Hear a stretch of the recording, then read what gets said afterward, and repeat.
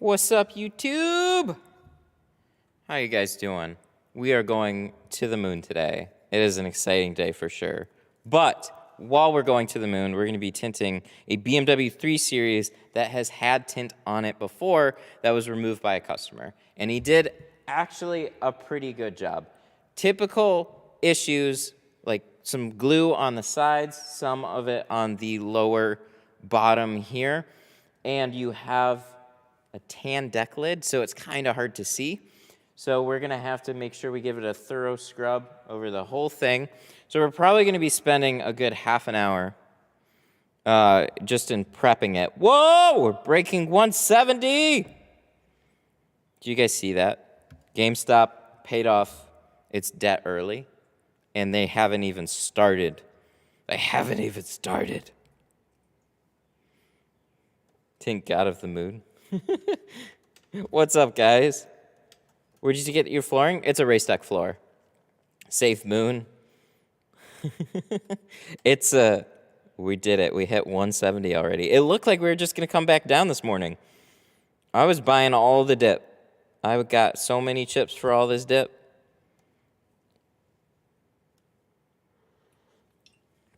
All right, I got to text the link. Nice haircut. Thank you. So I actually finally got a haircut, and they didn't do a bad job either. I'm never exactly sure what to say because I feel like I have them leave it longer, and then it dries, and then it gets shorter. But this is actually pretty good. We're not as raggedy as what we used to be. I'm about to tint and watch you on my TV. Hell yeah, let's go. I hope you all are doing some work. Nice hoodie. Thank you. What do you think about Max Pro? I started getting orders from them. Max Pro is a little on the green side. What? What do you need? Max Pro was a little on the green side. I heard some better stuff about a couple other films, but I tried them for a little bit. I wasn't super excited with what I heard.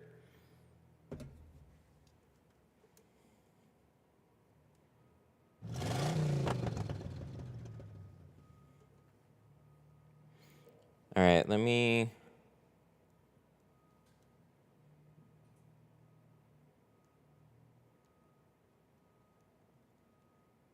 Oh, gee. Sorry, guys. 1 second. Let me...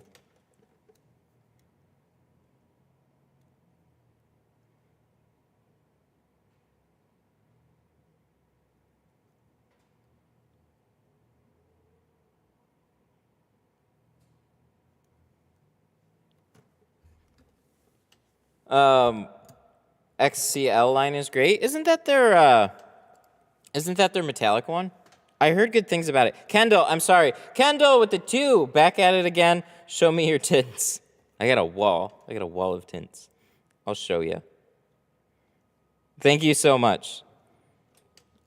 Oh, okay, cool. My wife needed the computer password, and I was like, it's the same. It hasn't changed. But then I'm just trying to remember exactly what it was. Because it's all like muscle memory, just da-da-da-da-da-da. And I'm like trying to, yeah. Anyways, thank you so much for the 2. I appreciate it. Is good. I use it for my entry level. Have you ever had any like long-term issues with them?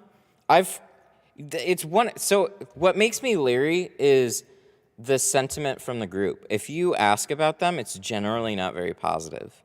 In the way that some of these companies will take care of your issues is send you more problem film. So, but like their XCL line, I think they really started pushing it around the tint off last year. So it hasn't been around for very long, I don't think. So it would have been their older stuff. I give it away for a year warranty only. Oh. Oh, well, I wouldn't put much on that anyways then. I gotcha. Yeah, because that's a huge difference. Somebody will see that and go like, XCL is great. I can do it to infinity, and then I only give it a year warranty. It's like, oh. Yo, Matt, just started my business, first contract with the dealership. Just want to say thanks for the inspiration and instructions. Aw, I appreciate that. You're welcome. I wish I could do... You know, I was streaming on Facebook just a little bit before we went live on YouTube. And I can like and heart comments on Facebook, but it won't let me do that on YouTube. Sad. Who did the design on your keg? Iron Duck Designs, Carrie. She's on Facebook a lot. So if you ask in my group, people will point you in her direction. But also, I'm going to link it because she deserves it. I think she's a little backed up right now. She does so all, like, if you see these awesome tint logos and stuff floating around, she does a lot of work for a lot of shops. She is in this game. There you go. I'm popping a link. She does fantastic work.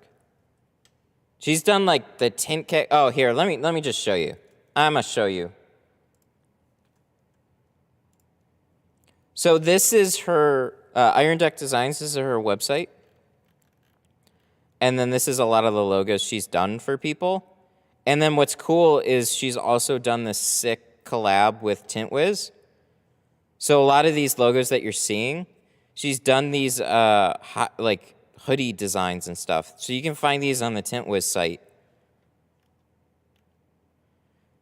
This is cool. So you got like Artistic is a new one. NCGA, I don't know who they are, but it looks sick. Oh, dang! Boss with the 25 euros. Thank you. How are you doing? How was your couple of days being off last week? Did anything specific? We went to Chicago. Yeah, that was last week, right? Yeah. Sorry, the time blurs together. Yeah, we went to Chicago last week. We had to renew my wife's passport over at the Philippine consulate. So it was like with the baby. Chicago for us is only like 5 hours away, so it's really not a bad drive. But when you're parking in the middle of the city and you got a baby and you got a lot of baby stuff to bring, oh my God. That is an adventure, but we made it. We did good. Everything went well.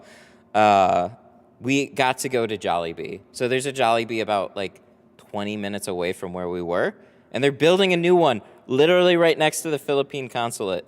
It's super cool. I wish it was all ready to go when we got there. But yeah, that was probably the highlight, is like stocking up on some Jollibee chicken and stuff.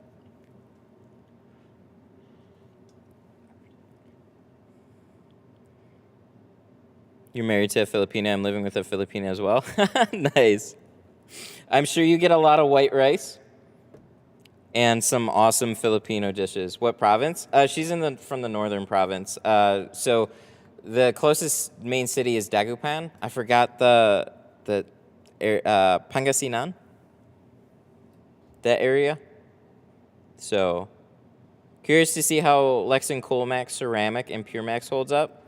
Yeah, I'd be interested too. I don't really hear longevity problems from them. Just mostly like the haze and the shrinkability. But it's still newer, so you don't really know until you put it on a bunch of cars and cross your fingers. Oh, yeah. Okay, so I got to text the customer this link, and we got to get started here. I got really distracted with GameStop, which is just a monster today.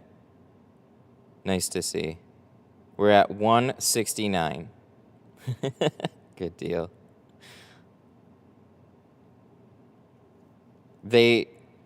It's going to be a runner. It is going to do some running. So where's my... How much? So this one is $290. So we're doing $50 for the rest of the glue. And then it's $240 to tin it. Share. Where's my share button? Oh, it's hidden by the chat. Copy link. All right.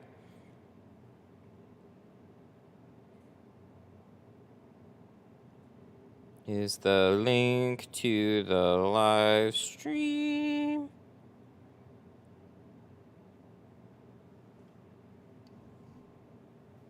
Good deal. Oh, yeah, let's finish setting up. Then we'll start removing some glue. So we got some, like, he said he used Goo Gone on that window, so it's a little slick. So we're going to have to do some thorough cleaning. I got some glass cleaner and stuff in case. Can you drink shrink? Dry shrink?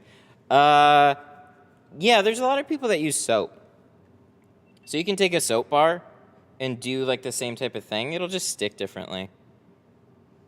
Whoa. Oh, it wants me to update again.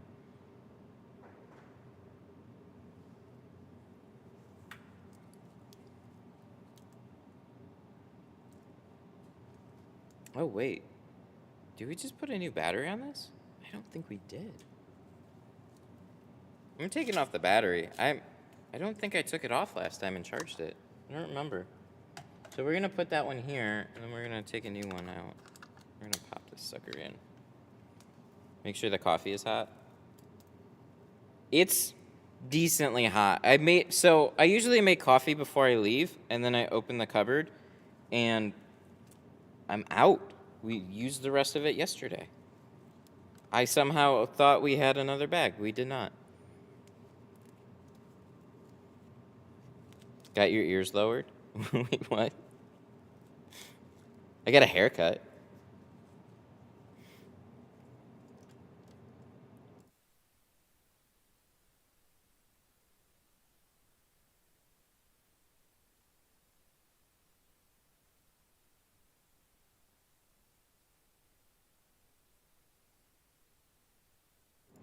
Good deal. Nice hoodie, thank you. I'm going to drop a link to it so you guys can check it out, and some other ones too. This was a Tint Wiz thingy. They had my graphic designer do this, and their graphic designer, which is the same graphic designer. It said no battery? Yeah, because there isn't. It's got a power bank on the outside because the inside doesn't work. T-Jet with the 5. Thanks, buddy. How's putting Geo on your site been going? It's been good. It's been good. The problems right now have been stocking issues. So that's a good problem to have. But overall, it's been going really well. So it's cool to see people picking it up. Thank you so much for the 5. The sheer number of people posting good things about Geo too in the group is really encouraging to see. So if you want total unfiltered opinions about any film, just ask in a Facebook group. You will have people dog a film in 2 seconds. They will not hold back. So I see a lot of positive things about it, and that makes me about the service, about the film. It's really nice to see.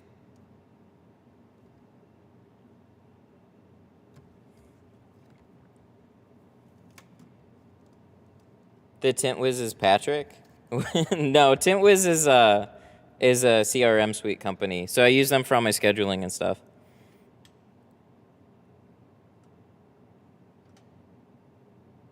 Wonder who makes Lexan? They can't keep up stock.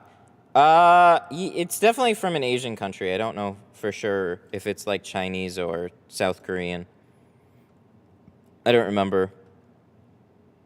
My birthday is April 23rd. Any chance I can get Geo? I don't think they send out birthday gifts like that, but Tint Wiz might. Tag them in the Facebook group and see. Do you ship these hoodies worldwide? Check out the site. They likely just have it go to their... I don't know if they use a print-on-demand service or what exactly, but you could definitely ask their chat and just try and buy one off of their site and see what happens. But you could ask them. They'd be able to tell you first. Their chat is super nice and really quick. Oh, before you guys... If anybody's going to buy it, use the coupon code TINTSTUFF. Just use the code TINT stuff. It'll take $20 off, and that's their cost on it. So they just send it out at their cost. What's up, Matt? Tried your squeegee, and I fucking love it. Ooh! Glad to hear it. Thanks, man. I really appreciate that comment. I fucking love it. All right. Let me...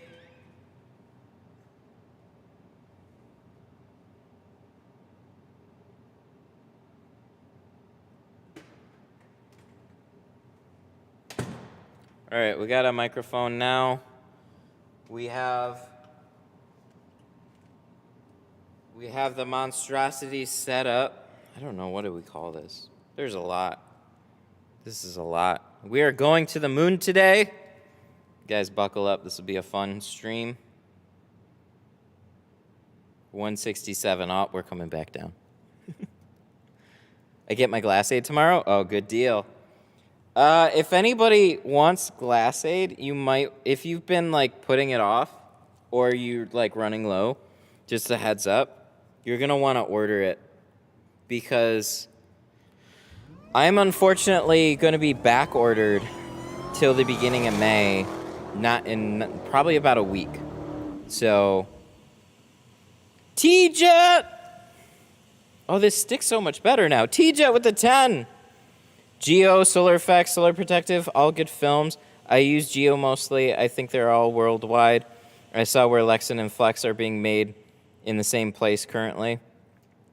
Yep, there's a lot of people. So Guari is a big manufacturer for like XPEL, a lot of companies. So especially right now, there's just like a huge demand for it, but they have a very good reputation. A lot of good films are sourced from there.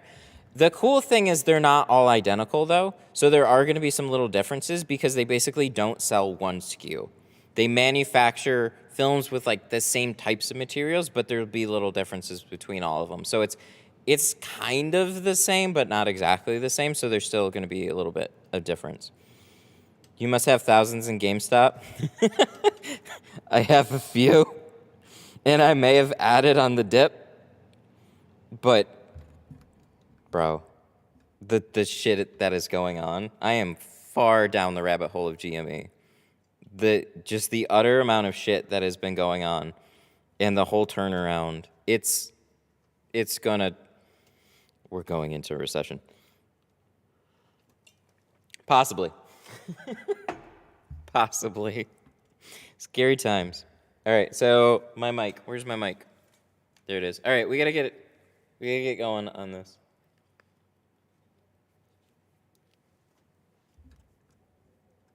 So let's see, is this gonna work?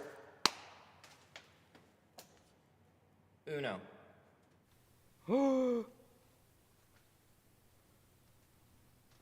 GoPro. Sweet. We are up and running. I wish I understood stocks.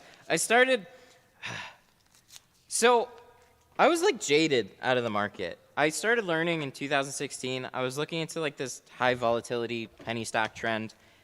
And then I just, like, market opened right when I was at work, so I couldn't ever focus on it.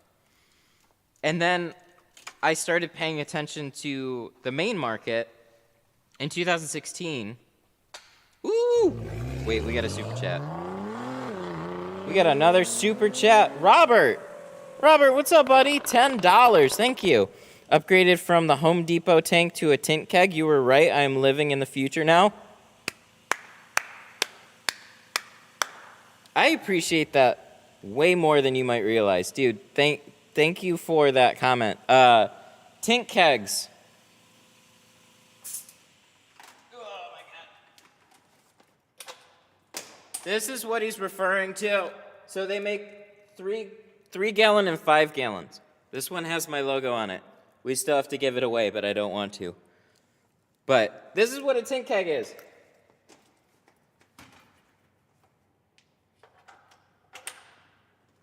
So the part I really appreciate is that he said he used the Home Depot one, he switched to a tint keg, and there's a clear difference. So I really appreciate that. There genuinely is. You can have a little bug sprayer, and you can get the job done and it'll work. Or you can get a tint keg and it's a beast. So that's it, I'm ordering a keg. Tell them I sent you. I don't get anything for it, but tell them you came from here. I talked to Rick. I used to work with him. So I'm actually really close to where they build them. I'm only about half hour away. So I saw the whole birth of the tint keg thing. What was so funny about it was, like, I was using a keg sprayer before Rick was using a keg sprayer. I like to point that out. But I was using it before he was. Oh, we gotta take these out, don't we? And then he saw my keg, and he's like, that's stupid. Because he was using a bug sprayer. And then he started using them. You can get them at Sun Distributing. Or they also sell kegs at, like, a variety of other ones. Like 44 Tools has the genuine tint kegs. And then there's other keg sprayers you can pick up at, like, Tint Depot. Oh, yay, it did come out. Is this one? That one is really in there, isn't it? At least it folds flat. Okay, so we had a little conversation. Me and this client. I'm gonna buy this heat gun off of him. This is the newer Harbor Freight one, I think. I think it is. Is this? You guys can tell me. He said it was $15 at Harbor Freight. And I've been meaning to pick one up. This looks like the Drill Master. So he said it was like $15. I'm gonna buy it off of him. So we're gonna have a little bit of fun with this one. And I'm gonna see how it compares to the $20 Wagner.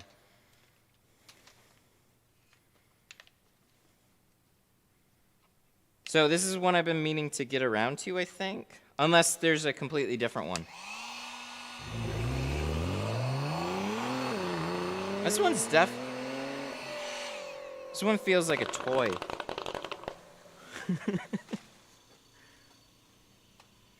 Daniel Reyna, how you doing? Good morning, Master Tinter Mustapo. I'm doing good. How are you, man? Thank you for the 10. Master Mustapo. I appreciate it. Okay, we gotta do the one other headrest, then we'll put a towel and we'll start getting this adhesive off.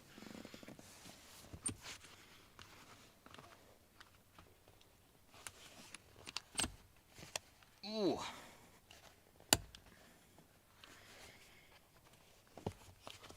There we go. Sticks. Like, majorly. Alright. Well, that's good enough for me. So what I'm hoping is that the glue won't be too much of a pain to remove. I don't think it will, but it's definitely, like, spotty. The only problem that you can really have when it's spotty like that is you just, like, for whatever reason, you might miss a little bit.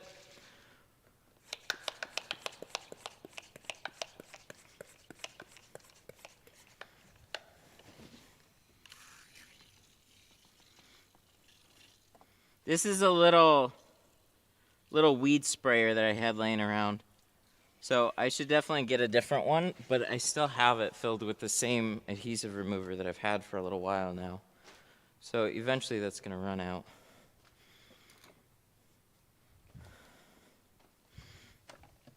Coin IPO today? Ooh, when is that? I've heard a lot about it. I don't like jumping in those. But there's a lot of people hyped for it.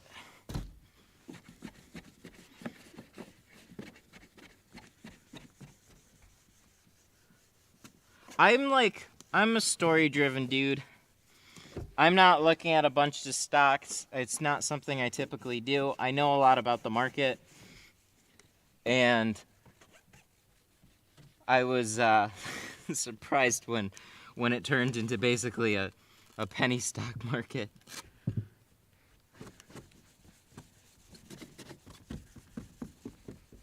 So I like looking at stories and charts, but this is like, GME is like a whole different ball game right now.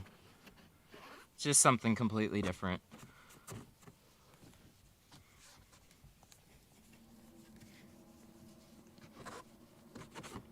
So this will definitely is melting, so that's good. The hardest part, like I said, is going to be the bottom. You still have a lot of room here, which is nice to see. But it's really easy, like really easy, to miss just a little bit at the bottom and not even realize it till after it's tinted.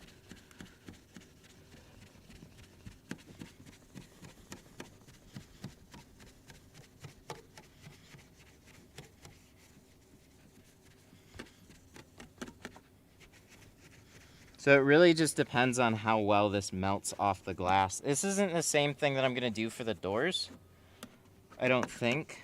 Most of the time I just scrape them, and that's about it. So we let that sit for a second. And we'll check it out.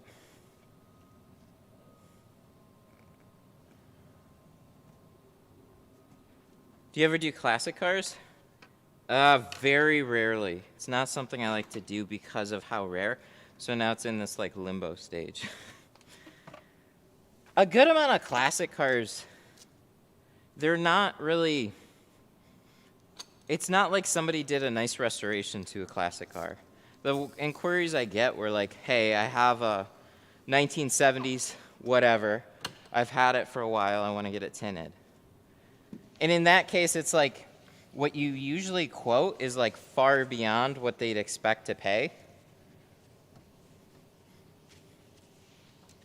But the sheer amount of time that it takes to do some of those cars properly, it's just a lot.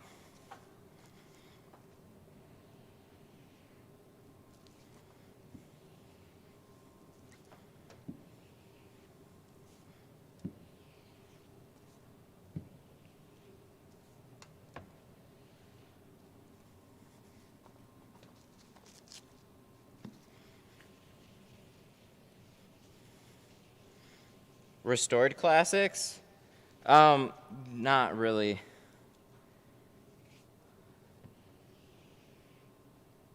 It's so like a restored classic, it totally depends on the car that it is, but it's just kind of because I don't get them because most people don't.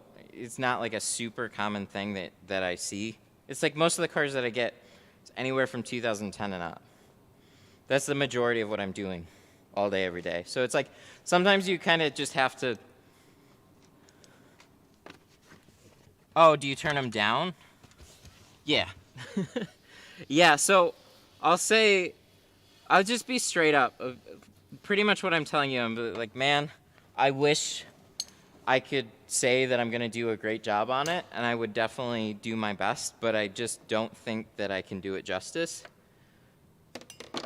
because it's not in my daily workflow. Classics are really special. They require a certain type of special attention and skill. And so if you get an old school guy that just does them regularly, then he'll be able to do it. And then you also have a bunch of people just quoting whatever. Do you know what I mean? Like, he'll call around to you and like a few other places, and then he'll get quotes for like $200 or less from other places that just like, yeah, I can do it, no problem.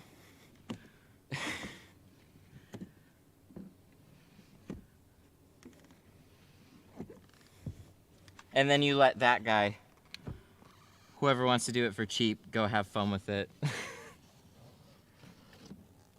So we still have some adhesive on this for sure. How much was your flooring? So it's race deck flooring. It was $1,700 for, I think, about 400 square feet. It was like an 18 by 20, so a little under. So it was the flooring that I got to cover up the nasty floor in the at-home garage.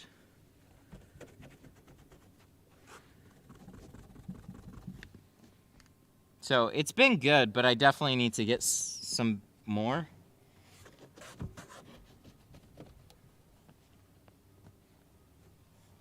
And I'm not sure when I'm gonna do that. I was thinking about getting cabinets for here. That would be fun. Oh, hey. That's one of these dudes. Little blue card. That one's not mine. But I know what it's for.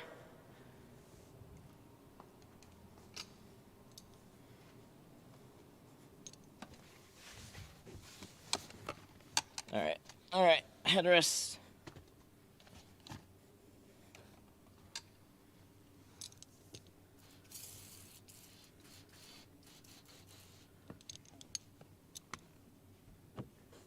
Oh, scrub and glue. Super not fun.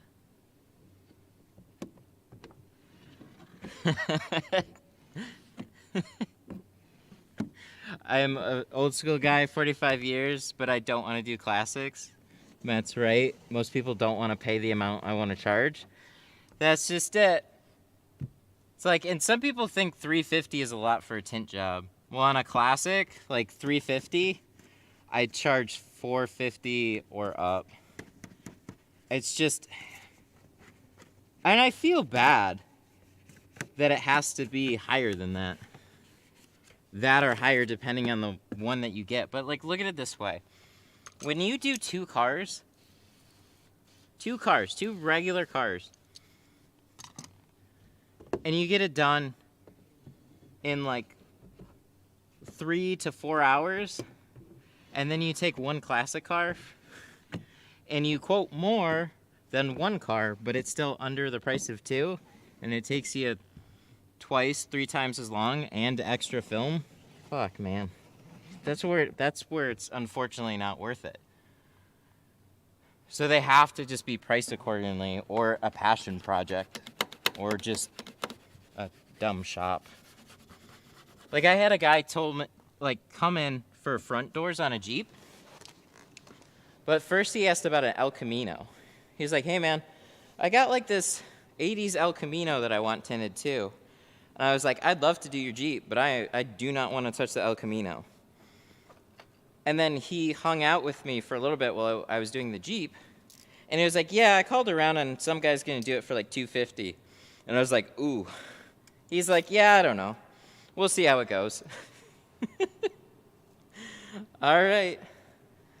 I wish you the best. I hope that it turns out well. But, like, if that's what I'm up against for a classic car, yeah, no thank you. So I got a buddy that's helping me out with, like, scheduling appointments and some extra stuff. And I told him yesterday, I'm like, I'm a really bad tint shop. Like, I'm a bad regular tint shop. Because somebody asked about, like, a removal. Like, a different type of removal. And it's just like right now I'm so booked up that I don't want to do full removals either unless it's just kind of earlier in the week or something. And then we had another guy asking about a boat. And I'm like, dang it. I don't want to do a boat. What the hell's the boat going to be like? But I agreed to do the boat. It's for a guy that I've done some trucks for, and then we've done some other business too, so he's a nice guy.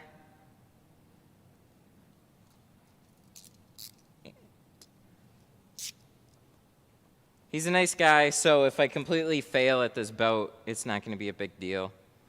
But he's asked me about it, like, for a while, so. And then I saw a post yesterday that said it should be no big deal, so crossing fingers. We're going to do it. We're probably going to do it live.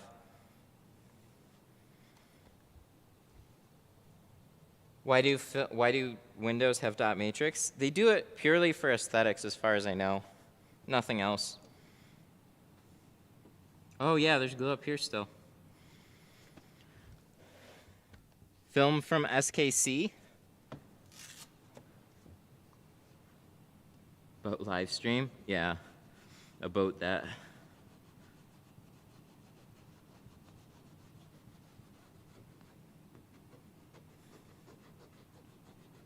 I don't know about SKC in particular.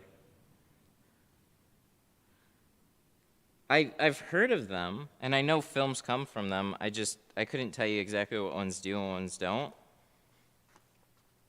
I don't want to say anything that I'm not sure about with them, but I'm pretty sure they're a supplier for. Aren't they like a supplier for like Reeboks? Not necessarily just like rebrands and stuff. So they don't actually like have a brand name themselves, but they supply other companies.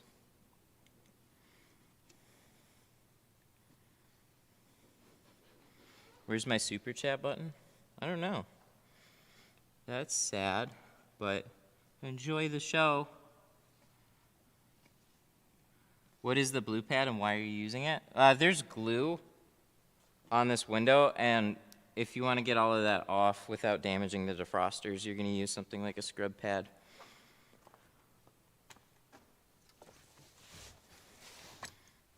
It's a Japanese manufacturer? Oh, okay. I know who it is then. Like, I think Scorpion and a handful of other companies that I know were getting film from there. Probably not necessarily all their film, but that was like one of the sources for it. So you'll find that out too. And to be honest, this is the same in every field. Electronics and all. Oh no! Canon.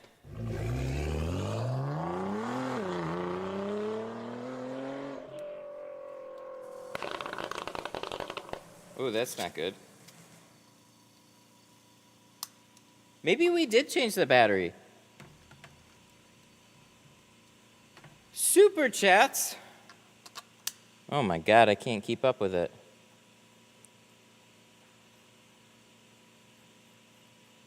Michael with the 5. Yeah, the streamer went down. So we're gonna make sure that's plugged in, charging the other battery in case that. I must have swapped the dead one for the fully charged one. I hope.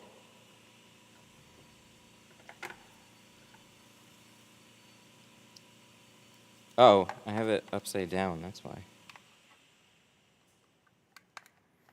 I love your videos. They have helped me learn so much. What are your thoughts on solar effects? I hear a lot of good things about solar effects. I know you're not going to go wrong with solar effects. They are a great company. I have not used their film personally yet, but I hear great things about them. So it probably shrinks similar to a lot of what you see. I think they're another Guari-sourced one, but I'm not 100% sure on that. Solar Effects, Expel, Geo, Global.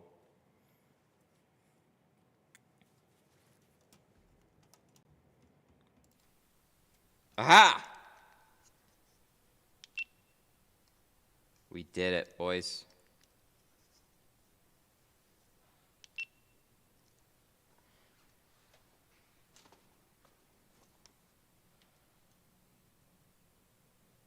Solar Effects and Global have almost identical boxes.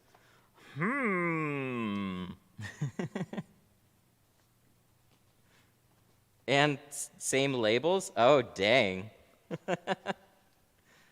What is that? Is that a mosquito? Do a lot of companies use the same manufacturers? Yeah, there's only so many manufacturers out there. So some manufacturers will, like, okay, Eastman, for example. Eastman is a big chemical company. They have Lumar. and they have Suntech. So they'll like make film, and then they'll make film for other companies, because as a manufacturer, you just want to make lots of film, right? That's what you do.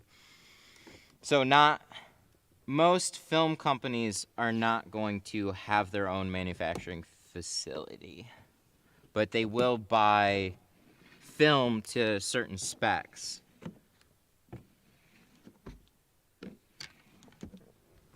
So they go with a quality manufacturer, they order quality materials, and they package it all together, and then they ship it to you. There's a lot of logistics involved in film, like a lot.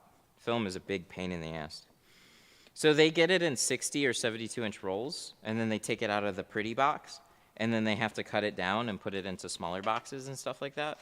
And then when you guys order like half rolls, then they have to put it on a machine and roll it down, and then, oh my God. I tell you, there's a good reason why I do not try to do my own window film. Oh man, it's such an undertaking. Let the film people do what they do best. So you use just one squeegee for applying? Generally, yes.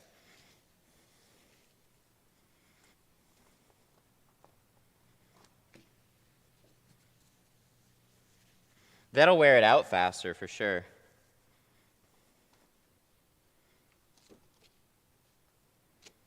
Okay. So looks like we got the back window done. What time is it? 12:08? Okay. We're not doing horrible. Usually the back window takes the longest for removal. What? Who makes Dirty Tools film? Who makes Mike Sanchez film? He sells film now? Oh, Lord.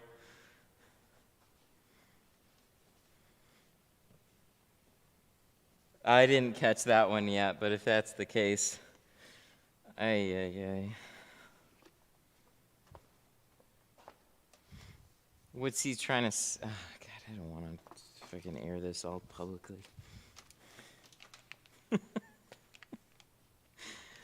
I respect the videos. I respect the hustle. There's certain things that I do for a reason, and then certain things I don't do for other reasons. And one reason I have never wanted to self-brand any types of film is look, I'm a window tinner. I've been a window tinner for a long time. Running a film company is a whole different thing. It's its own business.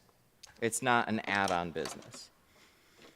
So there was nothing new or different or whatever, anything better that I would do to an existing film. It would just bring more awareness to a particular film. So as a tinter, I didn't want to start selling my own customers like tint stuff film.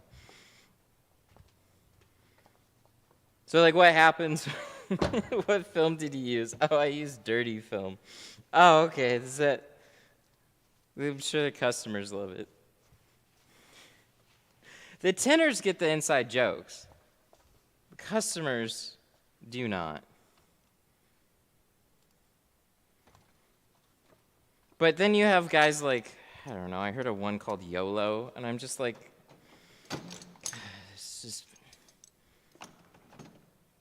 people don't care. Some people don't care. I care.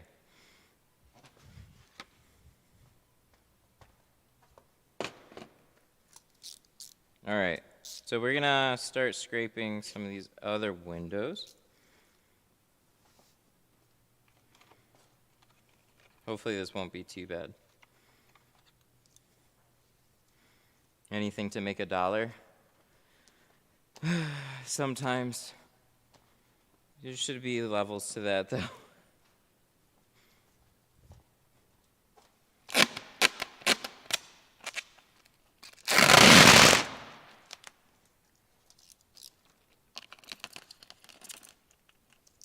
So I went with a brand like Geo. It's like Geo's been around I think since 2008, 2009, maybe before that. They've been around for a number of years now. He's been in the film business. It gets manufactured.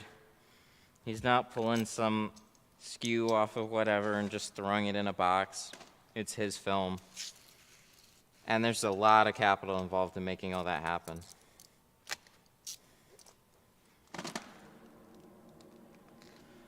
Okay, key. We need the key. Did we leave that in the car? Probably not, because we'd be dumb to do that. So, there's the key. What is that? Someone will ask, carpet shield. Lots of people ask about that. Too true. I like the, okay, so let me just take a step back. I like the tool thing. That's cool. I like seeing like the bright, so he's got like a bulldozer looking thing, bright green, and like another scraper thing. That's cool. I like that. It's got like, it's different. He's putting, looks like he's putting a lot of effort and time into stuff like that.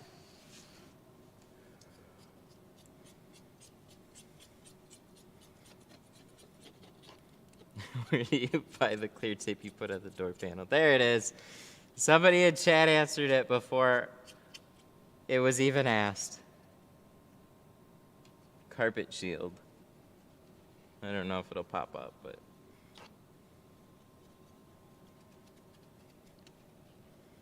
You're using my favorite heat gun? Oh, is that the new Harbor Freight one? I heard people talk about it a little bit. And they had the Drill Master ones for a long time. So I'm just curious to see how it compares to like the, oh no. Oh, fucking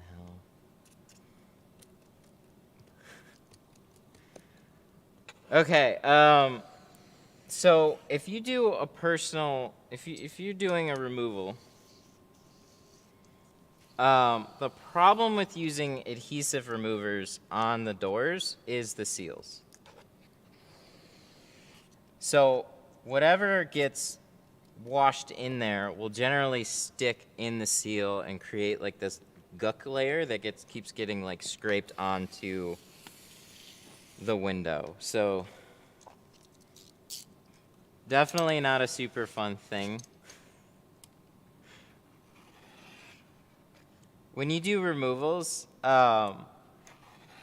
soapy water is your friend on doors. Soapy water, razor blades, some 9mm blades to getting in those seals and stuff like that.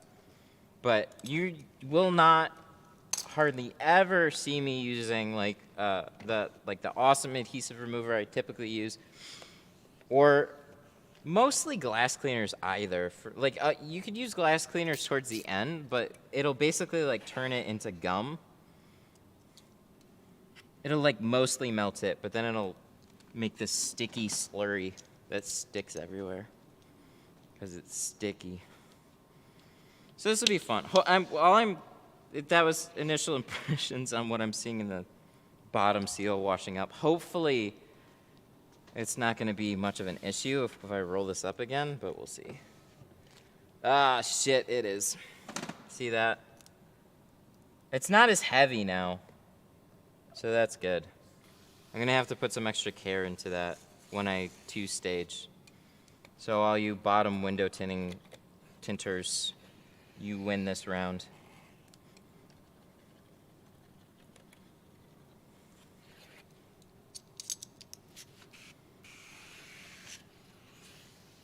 I'm gonna have to basically thoroughly clean it right before I do it, because if this just sits here and dries, I'm gonna have other issues.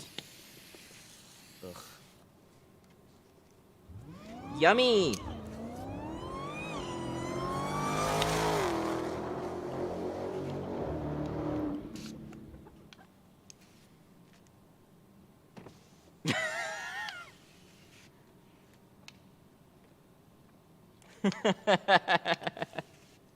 Super chat, $5. I just got the whole line of carbon film 24 and 36-inch rolls.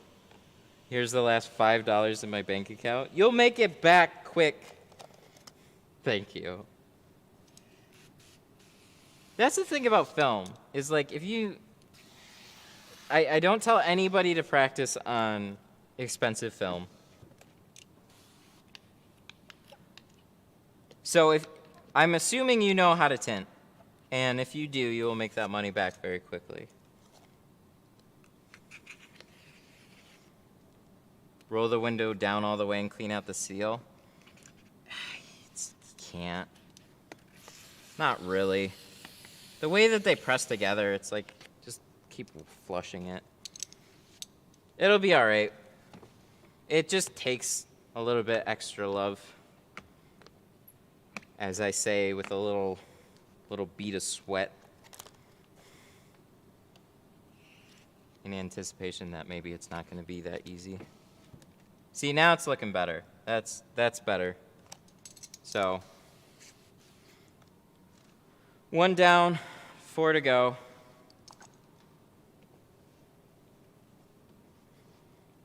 I think.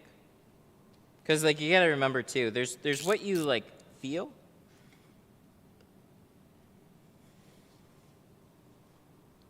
Do you know how to remove Ford mirrors? There's one particular one that doesn't come out without basically breaking the windshield.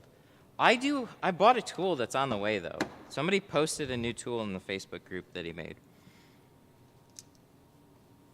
I don't remember what it's called, but the video's in there.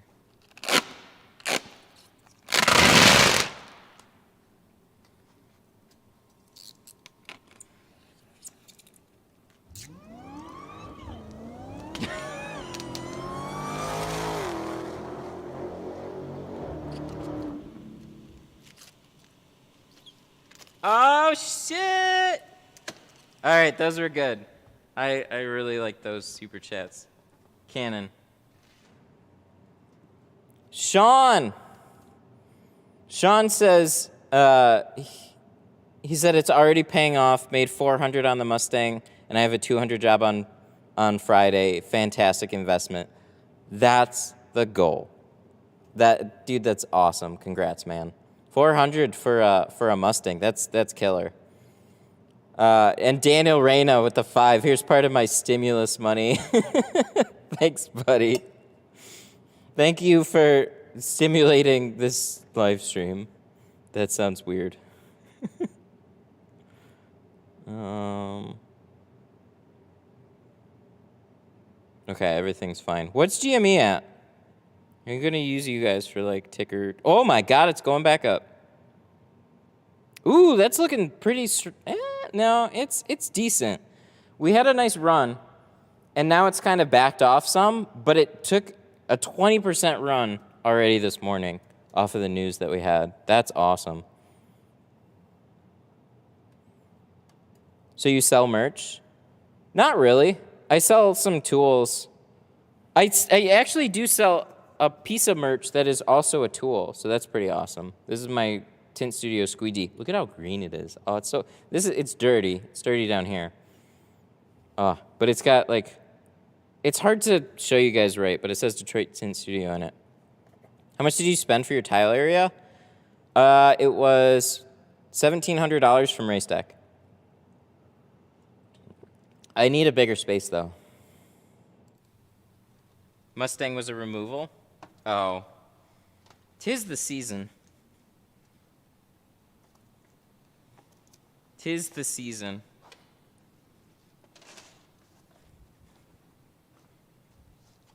This time of year, for sure, you start seeing a lot of removals.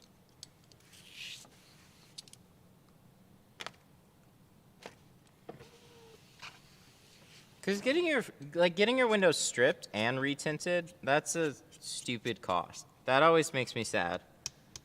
I actually did a back window for a guy in an Audi A4 the other day. He went to a shop, paid $220 to have the full thing tinted with the windshield, and they butchered the windshield and the back window especially. The doors were okay, but then they had some gaps towards the bottom, so in comparison to the rest, they weren't as bad. And then he still charged the guy like $80 to redo the driver's door window, and it didn't even look good after he redid it. $220. Not good. So that's not every inexpensive shop or anything like that, but it's just that's the scary part. Is like you never know what you're getting. But until you go through pain like that, you don't really know why somebody like me will necessarily charge that amount or more just to tint the sides and the back, and then an additional whatever for the full windshield. It's because I care. And then when you pay me enough money, you give me time to care extra. So then I put as much time and effort as it takes to make sure that this looks good. And then down the road, if something fucks up, I take care of it. That's how it goes. I take care of it. Yo, dude, my window peeled. I don't know why. Oh, no worries. I'll take care of it. Come in. I'll fix it. That's how it goes.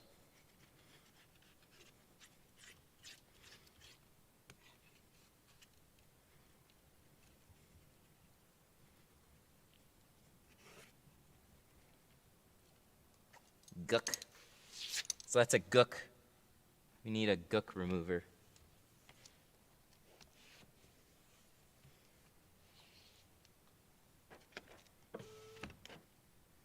Yeah, still along the bottom, but we're kind of getting a handle on it. The first time I saw it really freaked me out. GoPro. Wait, you guys don't like looking at that, whatever that was? Just some lights? Why is it even looking at that? Oh, it's that one right there.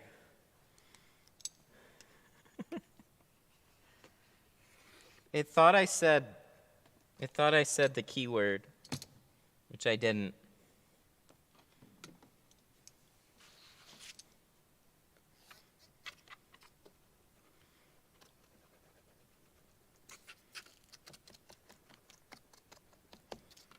All in all, this BMW is really not a bad one. They give you plenty of room to cut out along that brake light and stuff. So having the extra removal, it's really about making sure that back window is clean. The rest of it's not as bad.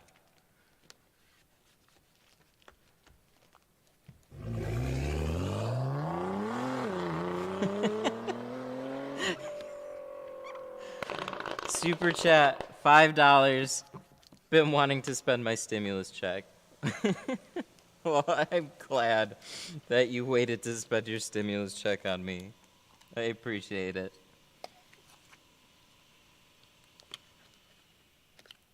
There's like this little bit down there.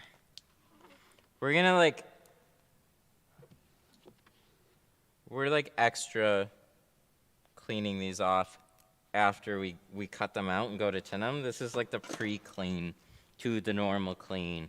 Even then, the normal clean is going to be an extra thorough clean. Ken Glass with the 5. Thank you. He spent his stimulus money on me. Thank you. All $5 of it. I know you got more, Ken. I know you had more stimulus money than that.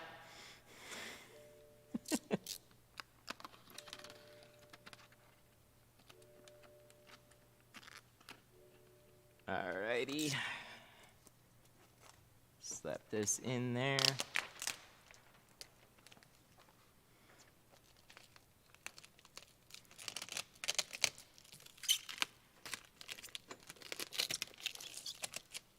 You know, BMW, if you could like not fight me when I try and push your little lockdown with the door open, that would be great.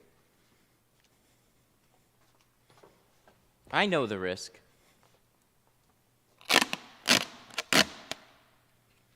Or maybe it's just excited to see me.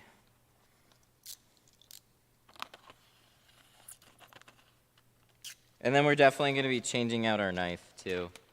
With all this scraping, you're going to dull the hell out of your knife.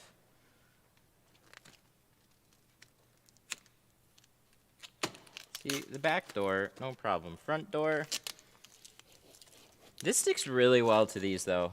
That is how I wish it stuck to every panel. That's like tight water seal right there. So for the amount of water that we've had to spray, it's good. It's good.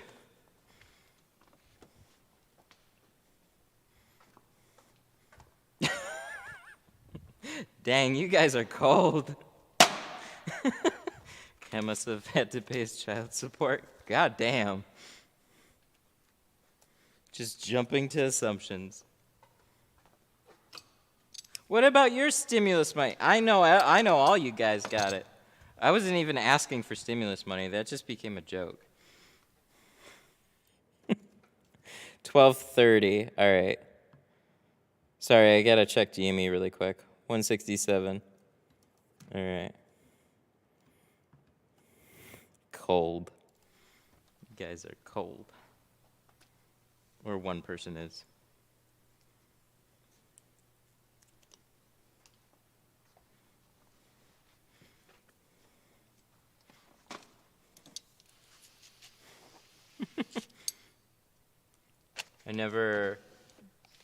What was that? I never thought I'd want to see, or I needed to see.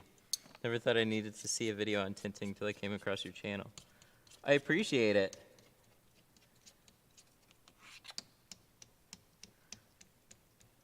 This is half tinting and half memes, I don't know.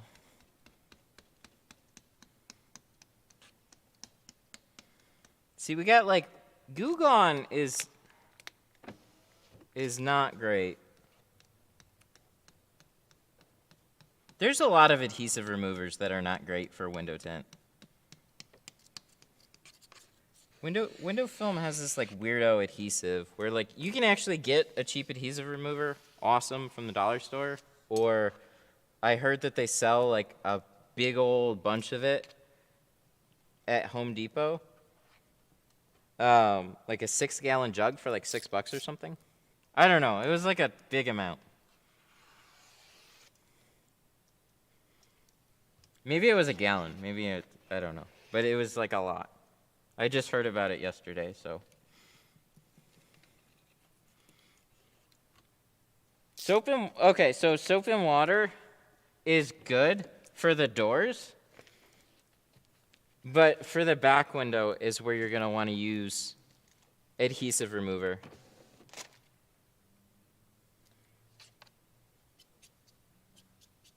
Scared to use it? Then use the industry one. Use ATR. ATR is the other really good one. Probably more consistent than Awesome is, and definitely less warnings on it, as far as I know. I shout out Awesome a bunch just because I was really impressed. Because there was like people shouting at me in my community. They're like, you have to try this. You get it from the dollar store. And I'm like, come on. Come on, it's not gonna work. And then it did. And I was like, oh shit. Because I've used like Rapid Remover. I've used like other orange citrusy ones and then other whatever cleaners that people hype up, and then it's like nothing was really working very much until I came across ATR. But if you're out of ATR, like what do you do?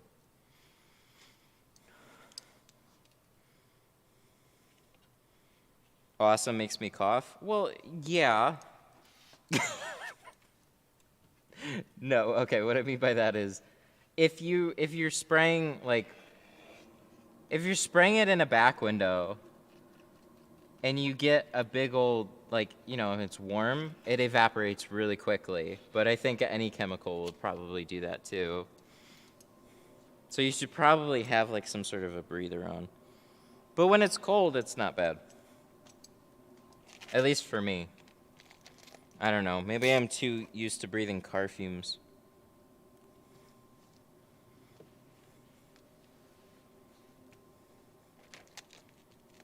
I think there's still glue. I don't want to get another blade, but I might have to.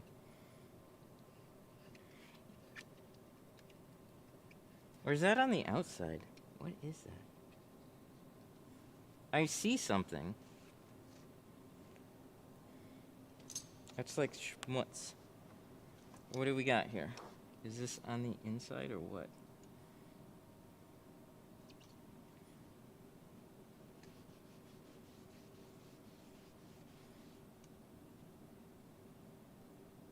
It's so smeary.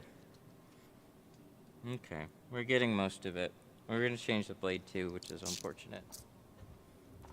What?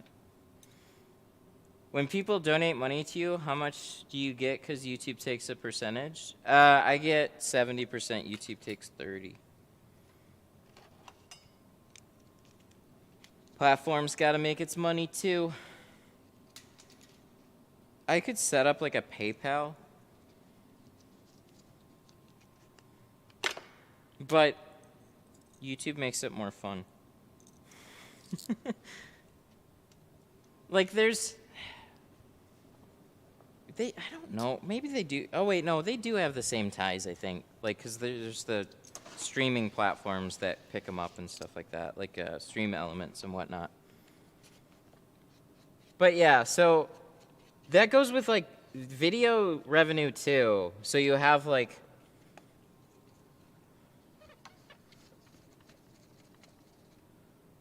what am I trying to say? So there's a number of ways that you can do it, but so YouTube builds it all into the platform, makes it all fun, nice, and whatever, and they got to make their money too. So like, I appreciate everything that it does, right? So I still get a percentage of it, and it's still good fun for the channel, and it's right there. So that's why it's like the purpose of this is not for me to like try and just hype up donations. I'm still tinting and making money, and like we have the online store too. So like stuff like that all contributes to like trying to run this thing, because I got to schedule. I officially do. I have to schedule like way more time to do a live stream than just tinting. So it actually takes time out of my day. So we try to fund that. And then, what was I trying to say with it though? So there's the super chat. Oh yeah. So with like channel revenue too.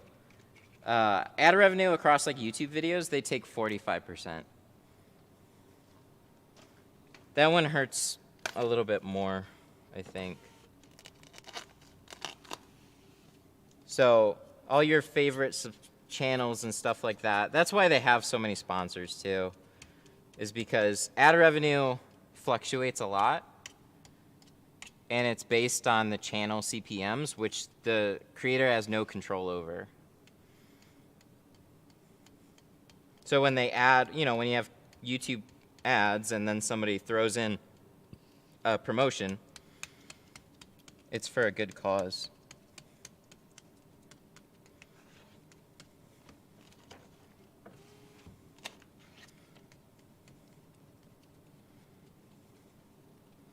Looking to get a tank sprayer at the end of the year? Can you link one? Yeah, the tint keg.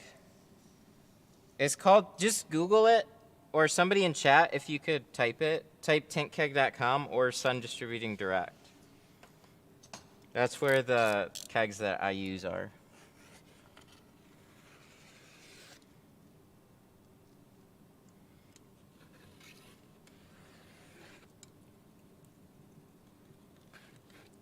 And if you go there, I need you to tell them that you went there. Because I talked to Rick, the owner. We used to tint together. So I like him to know when somebody goes over there from the channel. Hopefully one day they'll be a sponsor. He doesn't believe me though. He does and he doesn't. They would be a good partner for the channel, but I throw them love anyways.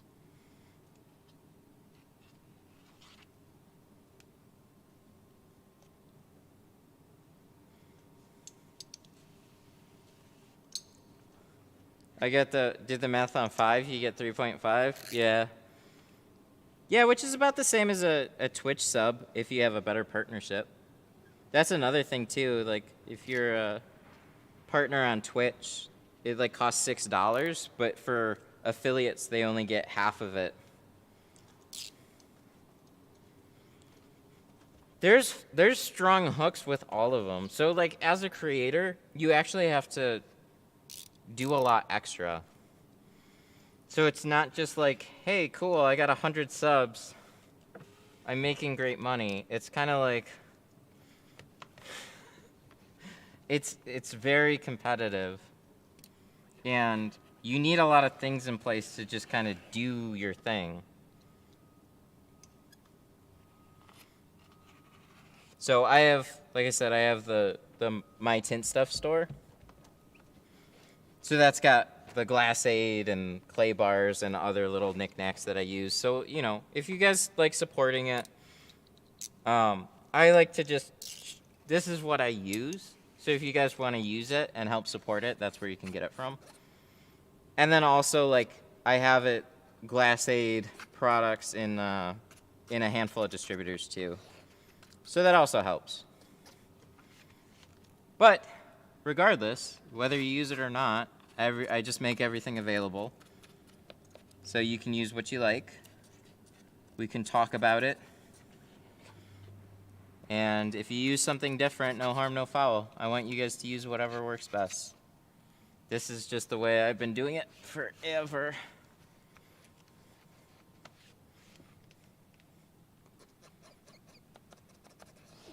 All right, we're gonna have to clean this a little bit more when we go for it, but it's looking pretty clean now. Good deal. Woo! A lot of cleaning time. Yeah, that was definitely a good amount of cleaning time. We're still not done, but that's what a removal adds in terms of sheer work.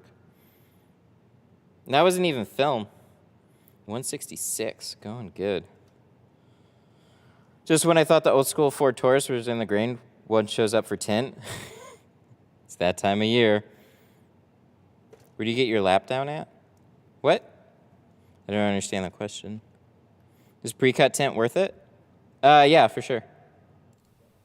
It depends on what you're going for, though. So, like with a pre-cut, you're saving part of the struggle. So if you've never installed tint before, it'll help. But the scary thing is that it's one-shot go. So if you mess up installing the patterns, you kind of stuck having to, like, buy more.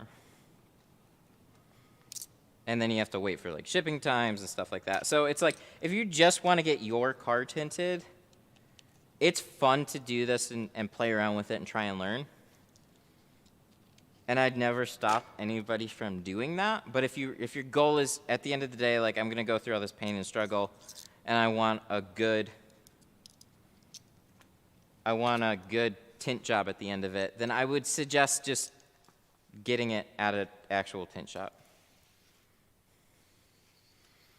I sell pre-cuts, and somebody ordered the same kit 3 times. And at the end of it, they're probably like, ah, fuck it. Oh, dang. That's not good. I didn't realize. Oh, this whole time. Dang it. I hate doing that. All right. I know the disclaimer on this car was if I leave this on, it's going to suffocate me, but we're going to just run it for a little bit. Which is kind of ironic, because I've only ever been told on this car. It's fine. We'll be fine. Sounded like a good, strong battery. So whenever you have a removal, and then you go to tint it, it's like you have the battery on for quite a long time. In a car that's not brand spanking new, you always run that risk with the battery dying. Trace.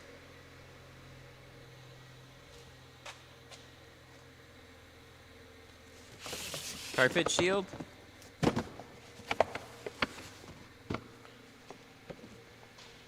GoPro.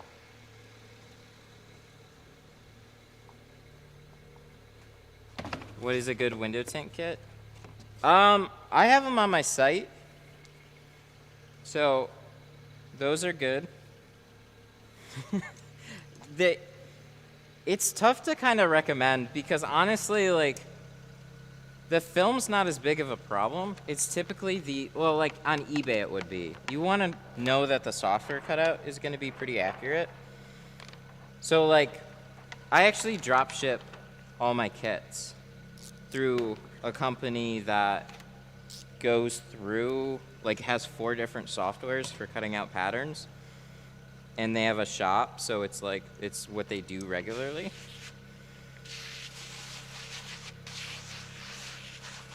Where do you get the plastic for the door panels? Carpet Shield.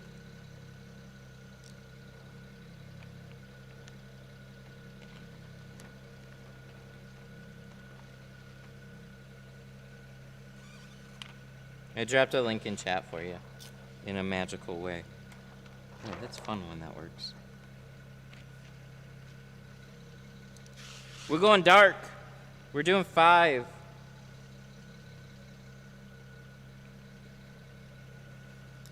He wanted to do 2 layers, but with the sheer amount of time that the cleaning took, I almost said yes. And I was like, you know what? The cleaning. Little stream. Little bit of stream. See? That's the thing. I might have been able to do it without the stream. But, like, what's the fun in that? We got a stream. So this one car could have been 2 cars. But I'm not necessarily confident in double layering tint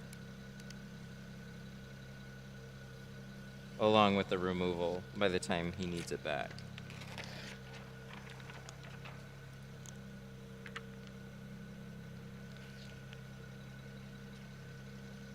Especially with all the gook. With all that gook. That was some gooky gook.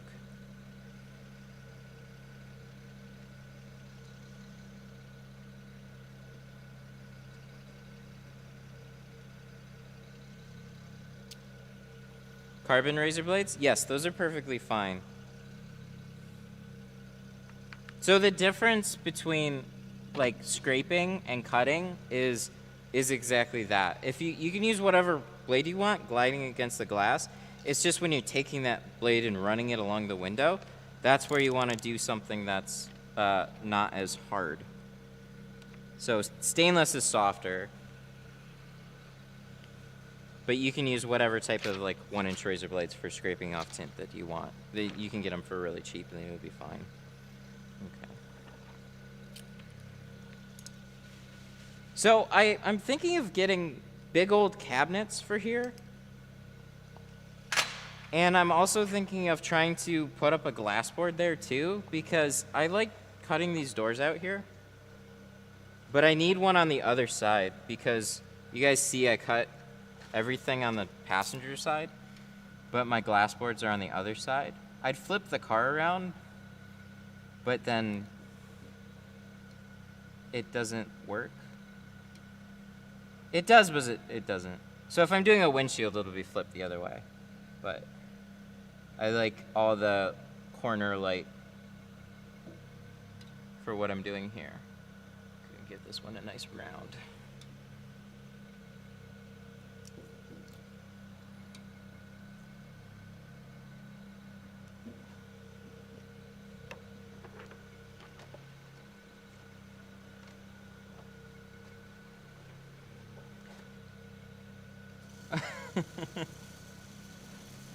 Oh no! I use a 30 degree, it feels smooth. Super chat, I want to stimulate popping the balloon. I'm so sorry, it's not up right now.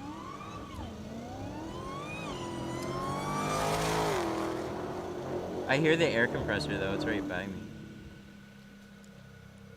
I forgot to put it up. I mean, like, I've had so many people waiting that it's something that I keep forgetting to do. Who was that? Boss! Boss, with the 15 pounds, thank you, I appreciate it. We're going to have to figure out this balloon situation. We definitely are, because it's like 50-50. Ooh, that is getting strong. He is not kidding. We got that nice shop smell now.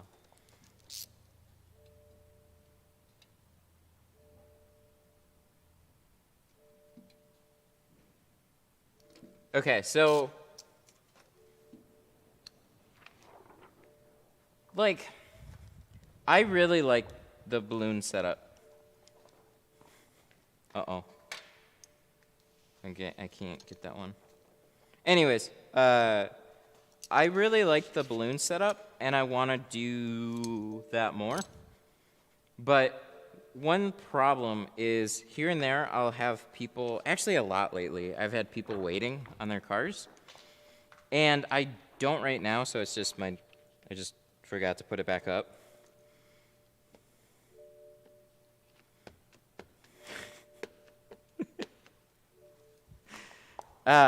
But anyways, I want to figure out something else that I can do. So it's set up right now to turn on an outlet, and that outlet's hooked up to an air compressor. So we could do a whole bunch of things. I just don't know what's worth turning on and off. The balloon was like the smartest idea that I had.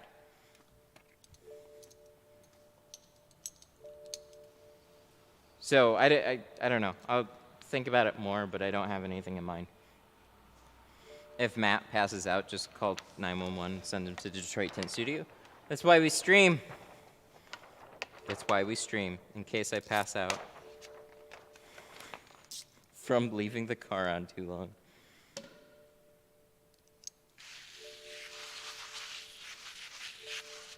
It's almost like a rite of passage. If you work around shops, it's just, you get so used to it.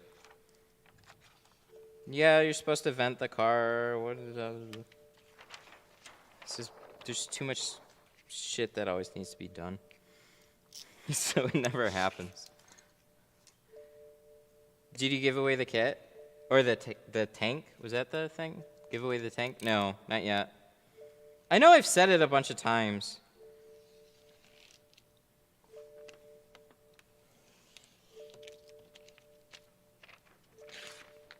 But I haven't yet, so I'll give it away eventually. I just haven't. There's so many things that are like left for me to do. So like when it's not like an urgent priority, that's where it gets like put off. And then I just use it. But I guess I gotta tell, I guess I gotta do that. You know what I gotta do? I gotta make sure I have a second one, because I can't just give it up. So I gotta tell them, give me another one, and then we'll give away this one, and then I'll have it here ready to go, and then it'll be ready to just be shipped. See, that's the other part, is like, they're just like, yeah, give it away, and I'm like, how? How do we do that?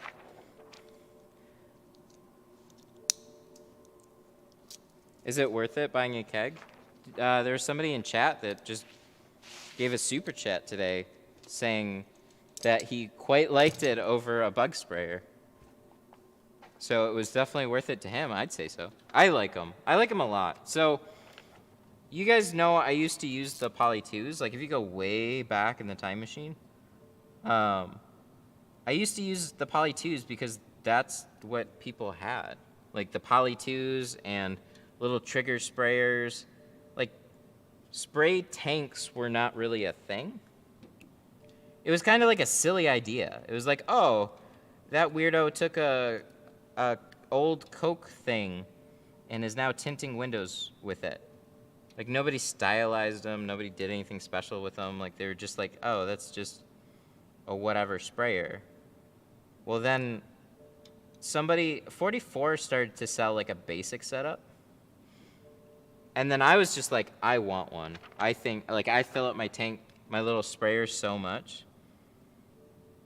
I'm like, dude, I spray a lot of water, okay? So it's right in my wheelhouse. It's just like, it's a no-brainer for me. It's just you pressurize it and you just all damn day. Why is this not fire hose? Did we do something? Oh, we left the valve stem cover off of it. My bad. I did something I don't typically do. This is my little air compressor. I left it hooked up, and I forgot to unplug it, and then I just kind of let it sitting there. So this little guy, you plug this here, and you do this.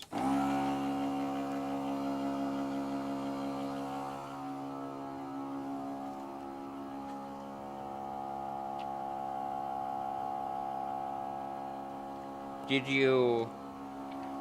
What? Did you come up with the glass aid, or did some...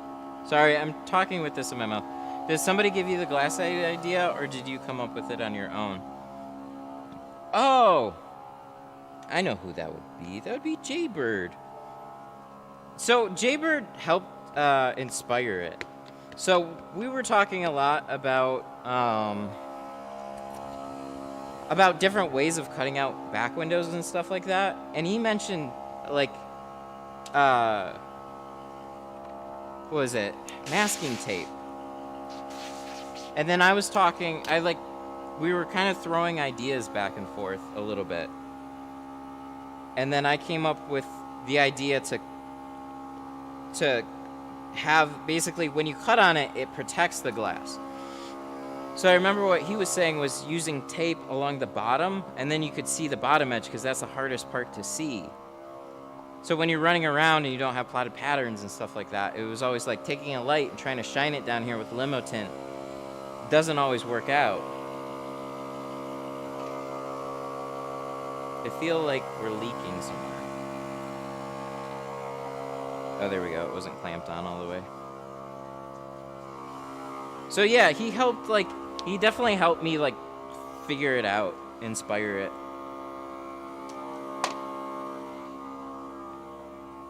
But it was like, now, okay, here's the idea. Now you gotta go source the material. You gotta figure out what works best. You gotta, like, it's like there's the idea, and then there's bringing it to light. It's, oh my God, there's so much involved in, like, trying to figure it out. I was on a tape spree for a long time.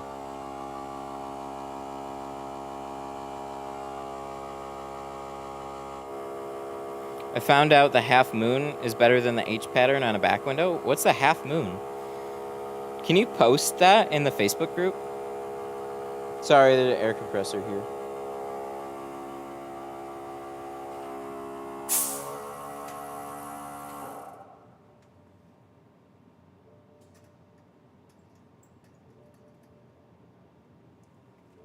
There we go. Yeah, I'd be interested to see what that is. Can you post it in the group?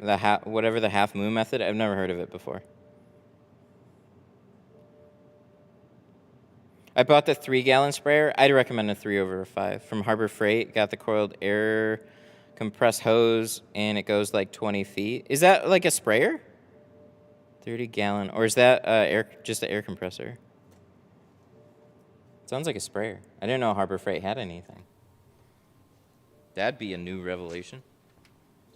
All right, oh yeah, the heat gun. Oh, this is the, dude, this is like a revamp of the Drill Master. This looks and feels a lot like the Drill Master one. The Warrior heat gun.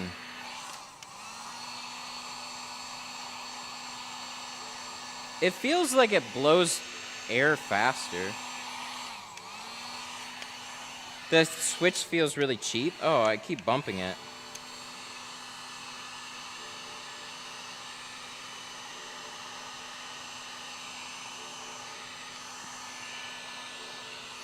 It's a little firecracker. It gets hot. It blows a lot of air. It's a sprayer. Oh, I keep bumping that switch.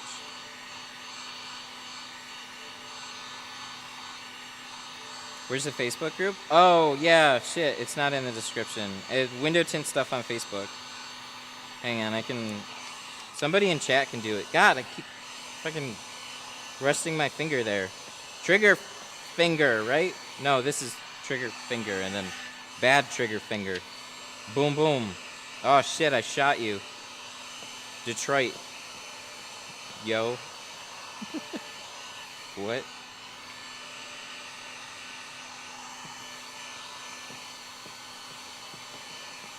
All right.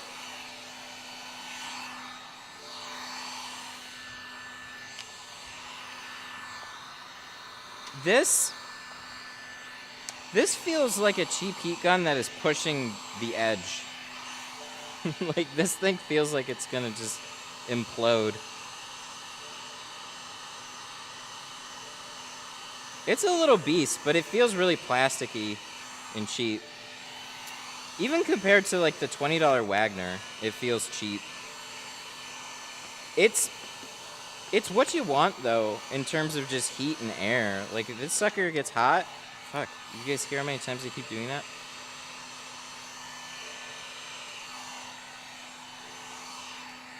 Sounds loud. Yeah, it is a little on the loud side. It's pushing a lot of air.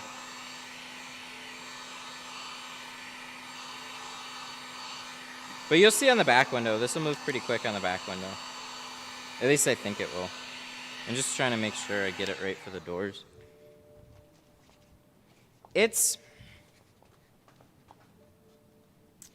Where do we put the other one? Oh, it's all the way over there? Oh, we don't feel like walking over there. Maybe next time.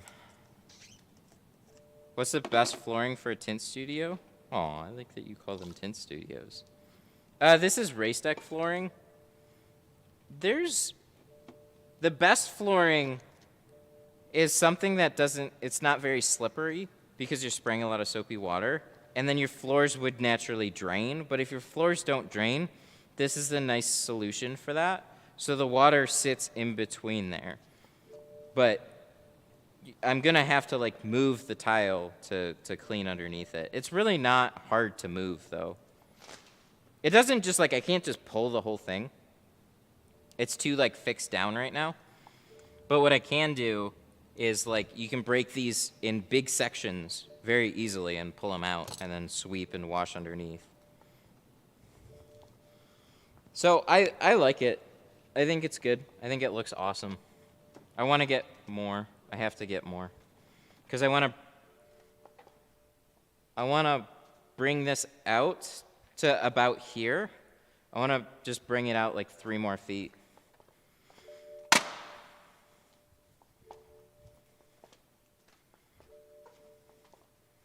Concrete's fine. I mean, I tend on concrete floors a lot. It's annoying when it pulls up, though. So you might want to do something about that. So, like, if you're...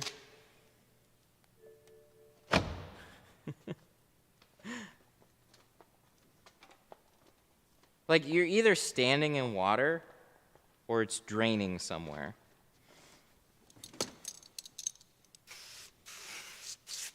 So if you have floor drains, you can do like a lot. You can have whatever, like you can have epoxy floors, you can do a lot. But if you have floors that don't drain, then you just kind of step in water a lot, and that can get annoying. So I tend on concrete floors. You don't slip on concrete floors. Most regular shops have untreated concrete floors, and they're like whatever.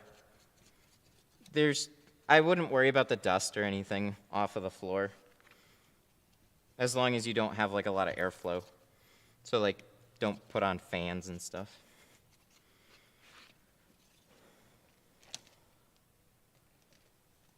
You should get a royalty for everybody copying your floor. You should get a royalty for everything. No, it's fine. There's only so much you can do. There's only so much you can do.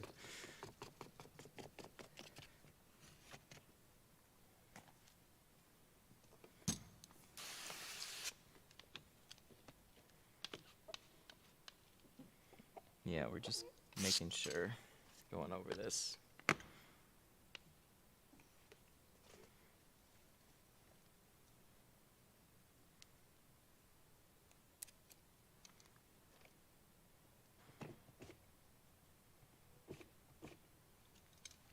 Is 5% carbon lighter than 5% ceramic, or vice versa, or whatever? They should be the same.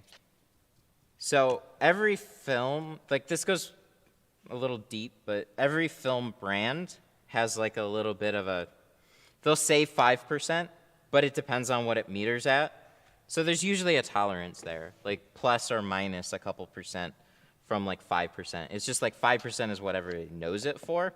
So there might be a slight difference, but you can't say across the board that like 5% carbon is darker than 5% ceramic. It's just like 5% is the VLT, which is the shade, and then whatever it meters at is whatever it meters at.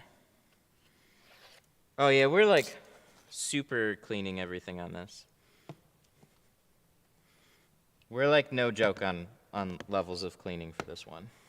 So we use stuff already. We went through, we cleaned everything a bunch, and then we're still cleaning it a bunch more. And then watch, I'll still have something. There'll still be like a little splotch of glue that I missed.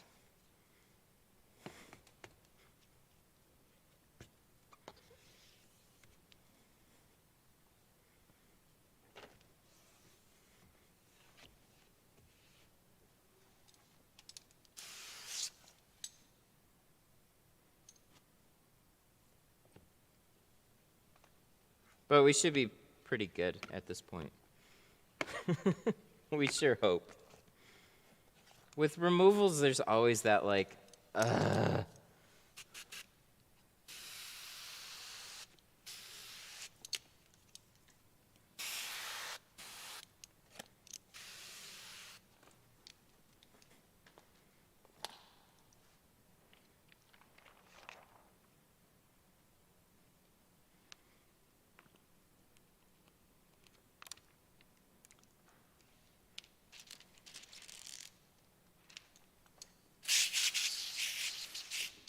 Clear versus Orange Crush. Right now the clear. I do clear, then I jump straight to the flat out. Unless you get a lot of Orange Crushes and you replace them regularly.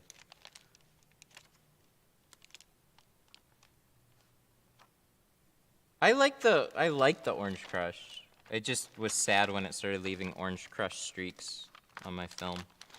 I don't really know why that is, but it is sad. A little sad.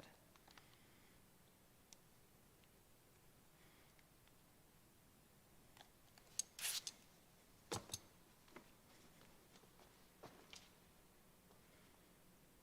should talk to them. I should talk to Fusion, but they always seem like they're... I tried before. I was a little, like, put off. There was, like, I ran a class, and they said they'd send some stuff out for, like, the students I had, and then they, like, ghosted me on it. I, like, talked to them a couple times. And then what really made me was, like, I was like, you know, if you're not going to send anything, it's, like, it's fine. Like, it is what it is. But then to, like, say you are, and then just kind of, like, not. But then what really, like, pushed it over the edge was, like,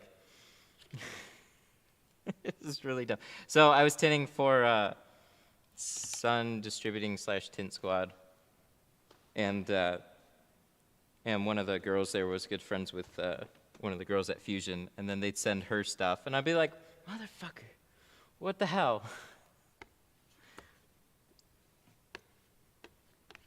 They're not forgetting, they're just not doing.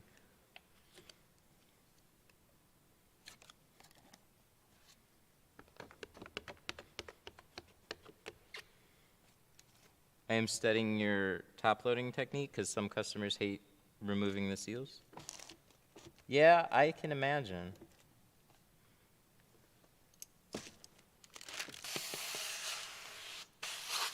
Customer, like, I mean, look at it from their perspective, right? They don't know much about what you do. Most people don't.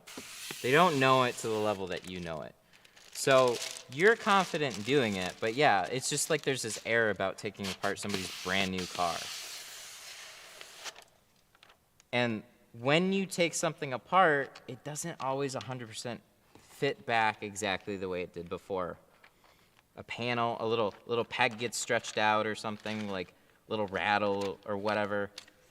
Most of the time that's not the case, but it's like if you put it in their mind, in any way, that's what, like, you know, they could have had a problem before, and then you take apart a door panel, and then you put it back together, and they're like, hey, there's this rattle coming from this door, and you didn't drive their car. You have no idea. You just took it apart and put it back together. So it's one of those really gray areas that is hard to prove that you didn't cause any type of problem. You know, just like a scratch on a car. Like, hey, I brought you my car, and now I have a scratch on it. And you go, well, it was there before, but you don't have any evidence. And then it's like, So it's like, it's just one of the things that you can run into. But I totally get it. Have you seen Expel's new tint tool? Oh, it's been around for a while. Their, like, food tray thing. I gave it, maybe I didn't give it, well, assuming I didn't give it enough time.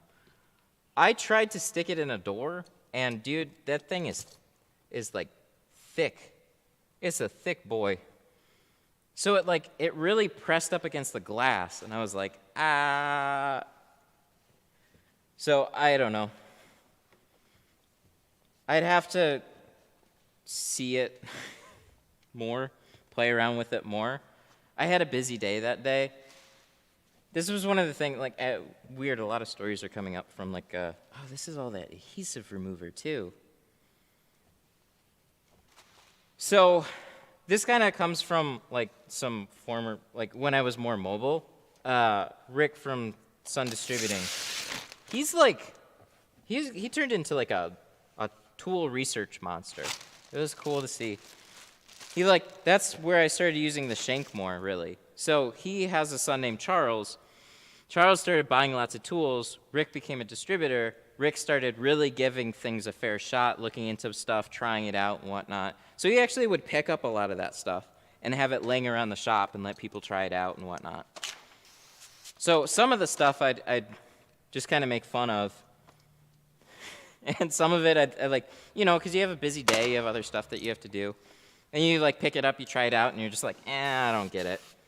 And then you just put it back and move on with your day. That's about as much time as I gave it, so.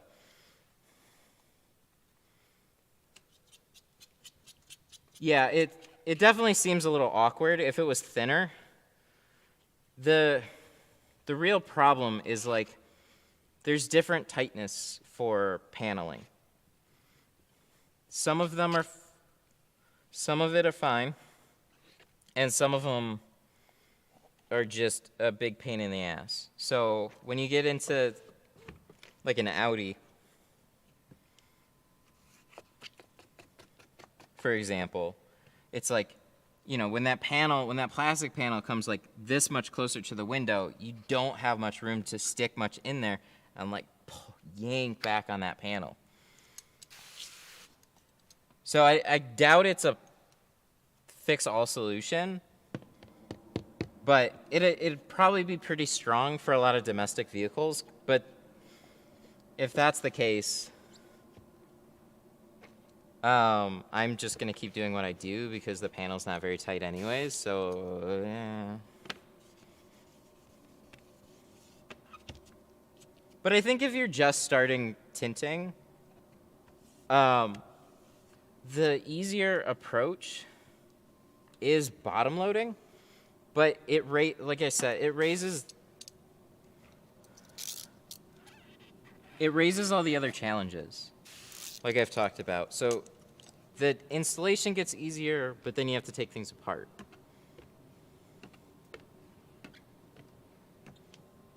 So there's always these trade-offs. That's what makes window tinting the skill that it is. Because if everything was easy, too, fuck, dude, we're all out of business tomorrow.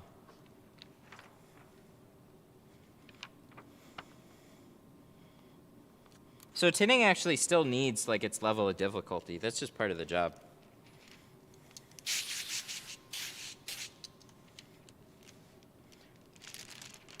Always go to your videos and see that they were streamed. That's, you know, I don't even realize how many cars now we have that have been, like, completely live streamed. And you can see, like, most of them are going to be the same. Like most of them are gonna be so similar because the process is like it's so universal. We have those little situations on cars that we have to deal with, and here and there you have one that's way more difficult than all the rest of them. But the vast majority of cars are all like this.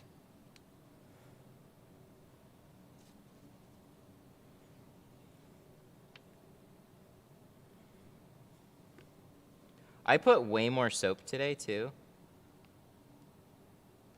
Things are warming up. It's being very nice right now. So I haven't had a bunch of lockup issues, but I just added a bunch of soap because I'm a little nervous that I'm gonna run into like some lockup issues.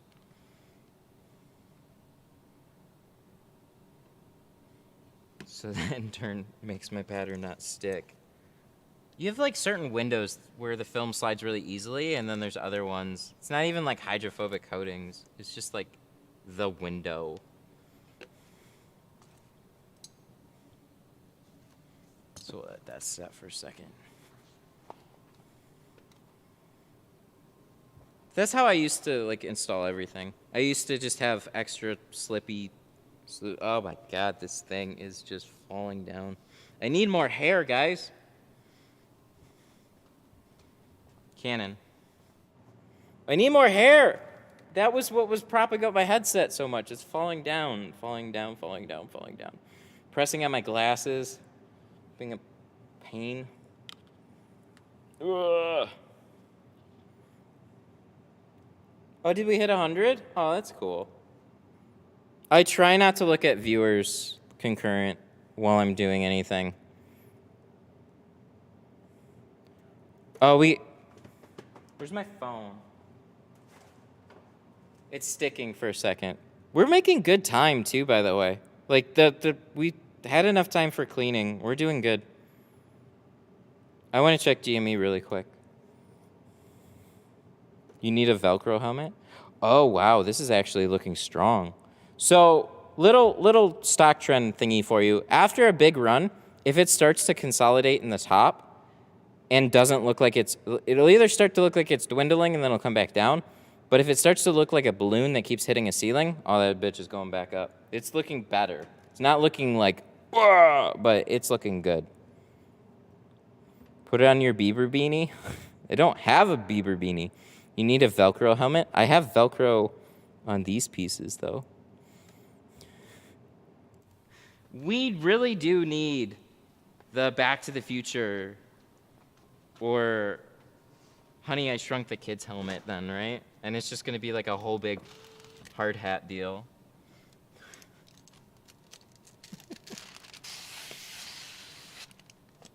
Great Scott! All right, we're gonna wipe this off a little bit because remember all this shiz. Ooh, it did. Some of that came back up. That hoodie is fire. Thank you. I like it too. That's what I said when it showed up at my door. I laughed too because I've just been wearing like a lot of long sleeve shirts on stream that have nothing to do with the shop. They're just like whatever. And like last summer we were wearing like little animals and stuff. I think like it got to the point where Tint Wiz is like, fucking put on like, come on, dude, dress in like work stuff. There you go. Here, we'll dress you now. Fucking Tint Wiz coming through with an amazing solution, but it's funny to me. I don't get my hair cut. I didn't get a haircut for a long time. I'm just looking haggard.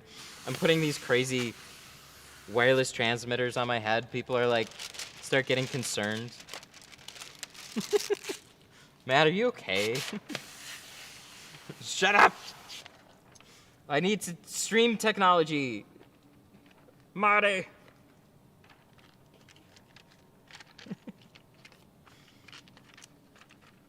Nobody calls me Mad Dog.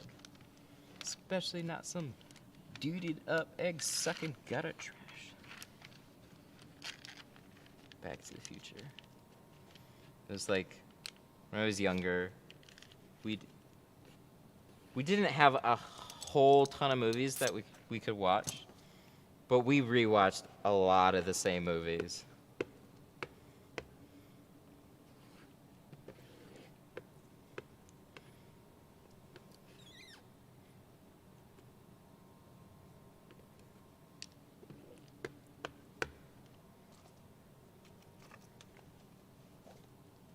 Alright. Cross our fingers. Ooh, press down our fingers. We don't want anything popping up. But, whew. I think that went well. There was definitely some sticky. I've never used the sledgehammer squeegee. Yeah, we gotta wipe off the outside. There's so much like adhesive spray remover that's all like, blech. Looks like overspray. So I'll try some glass cleaner. Hopefully that'll fix it.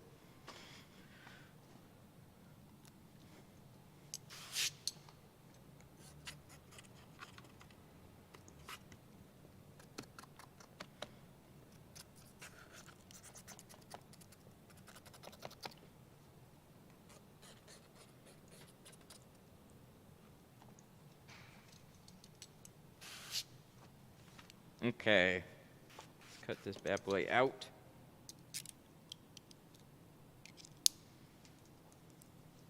We need some film though.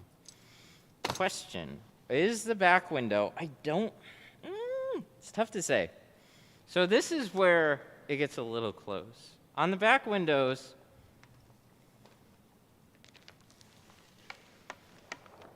of BMWs, they usually work out, but BMWs,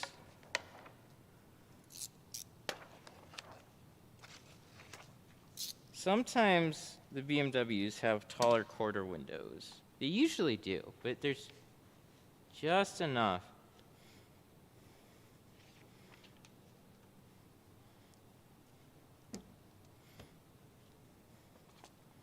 So we're gonna cut this off. Give ourselves just a little space and we'll see. BMW 3 Series 2010-ish. Is it gonna work? Let's find out. There's this way. Ooh, look at that. Engineers have a thing for 36-inch tint rolls. Happy coincidence. So, but you can see how in this case it gets pretty close. Does running a razor blade over the window dull out the blade? Yeah, for sure. So you're gonna go through a bunch of razor blades, especially when you're cleaning. Scraping glue, you'll typically go through like two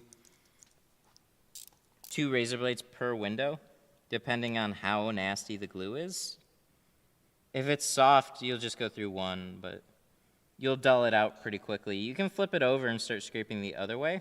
It like creates a little bend in the razor blade. The edge will dull out really fast.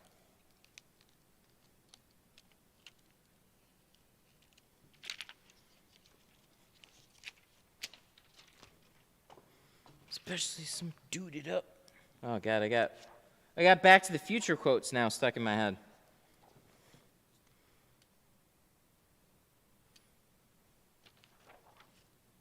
Biff Tannen. What a legend. You know what I didn't realize is that it was the same person in all movies when I was little. I thought it was like a totally different person. It's just the same guy in all the movies. So great. Biff, like, you know, so he's all like cowboyed up. It's just cowboy Biff.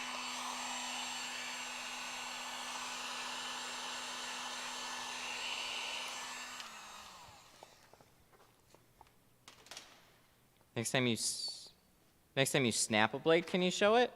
Oh yeah, for sure. Oh, it's super straightforward.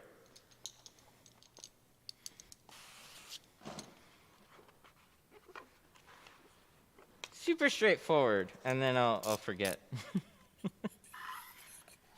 So just for snapping off a blade, hang on, let me get this shit out of my mouth first. Then I'll do it.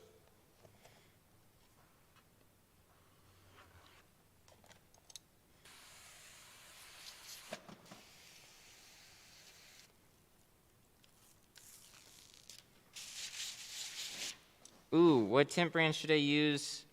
I might use the AutoZone, but it's my first time. If you're patient enough, order stuff off a Tint Depot and wait for it. If you want to go buy some now just to go fuck around with it, then yeah, just go to AutoZone. Pick up some, you know, even Hilo wasn't super user-friendly. See if they have something else there other than Hilo, but Hilo wasn't... Hilo and Blackmagic, they honestly weren't super user-friendly. So I would suggest waiting, but I totally get that. If like, you want to just go now and fuck around with something. I've done that so many times. Like, where something's cheaper online, it's the same thing, but then it's like, I want it today, though, so I'll go to Best Buy. But I love Best Buy, too. So there's that.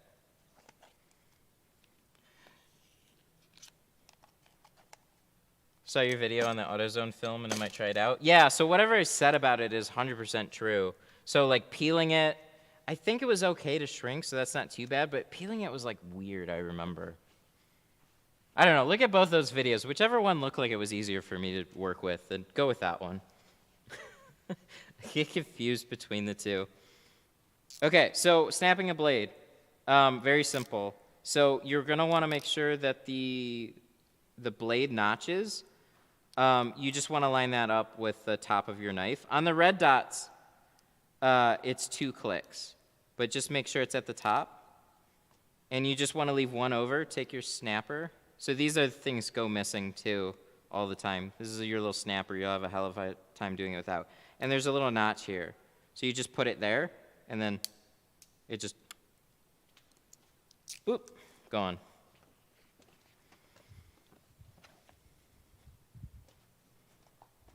You just gotta make sure that little notch. Oh, and snap away, that's the other thing. If you're snapping the wrong way, so snap away from the cutout. So this side looks flat. There's no notches here. Snap this direction, and then it'll break on that little notch. That might have been what you're not doing quite right. Dang! This is going good. I'm very happy. We had a lot of glue to clean, but the installation is going very nice. So that stress just kind of like goes away. Good stream. That's when we run into a bunch of problems now. Just wait.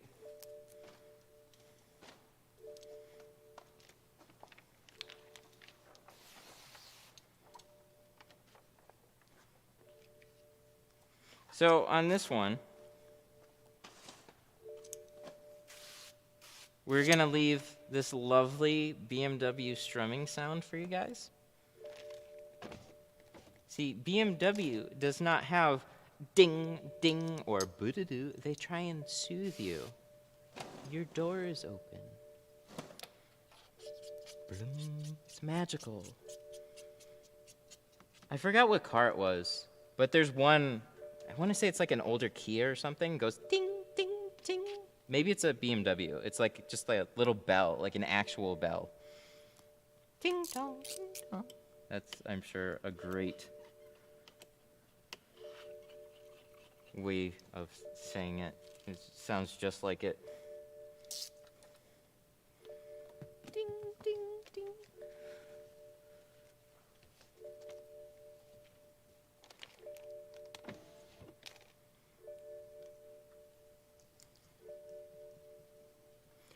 Bring.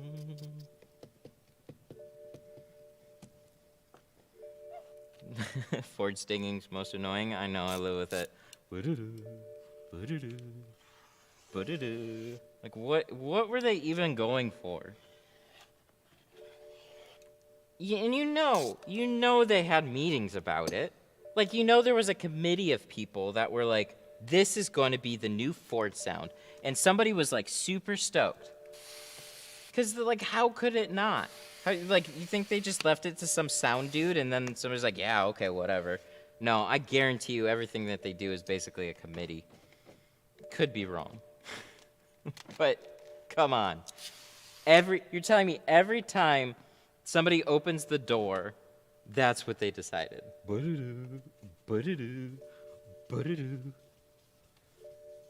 about we get like the Apple startup sound every time? It just goes dun. I didn't buy a Ford for that reason. Just send them an email. We get thrown in the trash, obviously, because they didn't give a shit. But like, how? How do you? And then like, does anybody have a Switch, a Nintendo Switch? And you like hear all the little sounds that it makes, and it's like adorable and silly and really well done. It's like you know there's people that pay attention to that type of stuff and put a lot of thought and effort and actually make it cool. And then you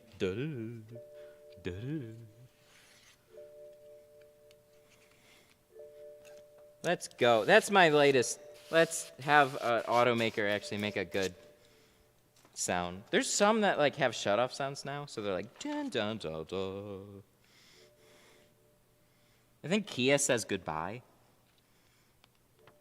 Like an actual message that doesn't have like a robot voice going goodbye.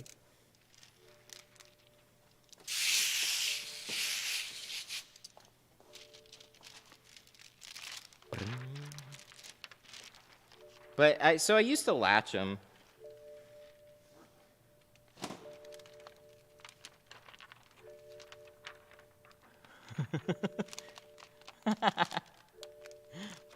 Because of your videos, I decided to order tools and film from your site. I hope it goes well. I'm laughing because I hope it does too. I really appreciate it. There's always like this. Oh God, I need to shut up. There's always this level in the beginning that is it's really tough in the beginning. So if you're really frustrated and you're like fuck this, throw things or whatever, I don't know. Like that's how I started. It's a tough thing to just do your own car. So I wish you all the best. I will be here to try and help you. I hope it goes great. I really appreciate the order too. I call it as I see it though too. It's kind of like I'm doing my first cars, and it's like everybody here that tints remembers their first car, and just like the sheer amount of time and frustration.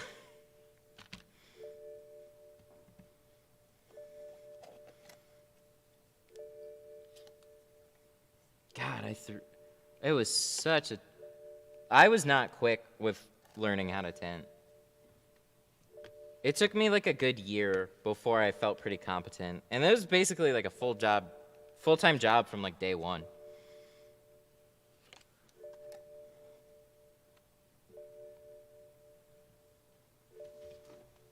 I did the same thing on my dad's Chevy Cruze. That's a good one to get started on too. Chevy Cruze is great.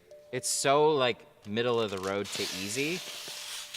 A lot of like, you know, regular doors, not super curved back window, teaches you a lot of things without being overly frustrating. And it's still frustrating, so that's cool. I get people that are like, hey, I got an older T-Bird, and I'm looking to get into window tint. Is this a tough car? And I'm like, what the fuck? How did you get that? The easiest car right now, I think, is the Malibus. The new Malibus, like 16 and up, Malibu body style. Oh, I love them. I'm getting a bunch of them, too. I love every minute of it. Give me more easy cars. Fantastic. Just nice, easy-going day.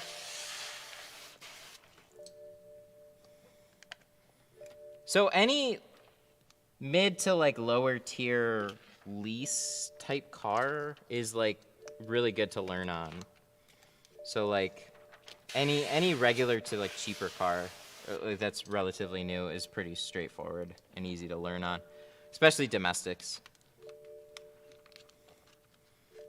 Fiat Punto 3-door. Is that the same as the US, the Fiat 500, or are those completely different? Because we don't get those. Like Fiat is kind of it's a dying brand, I think, over here. They came out with like the 500, and then they tried to make it cool. It's just not a US car.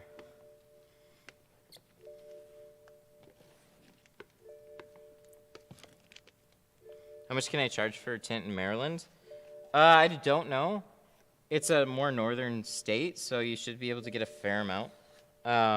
That's usually like the more saturated it is, the cheaper the jobs, but that's not always the case. Like there's lots of outliers in any market. But a good way to kind of find out where you could have an easier time starting for pricing is actually just shop around. So if you like middle of the road car, ask a bunch of shops what they would charge, and then do that. Oh!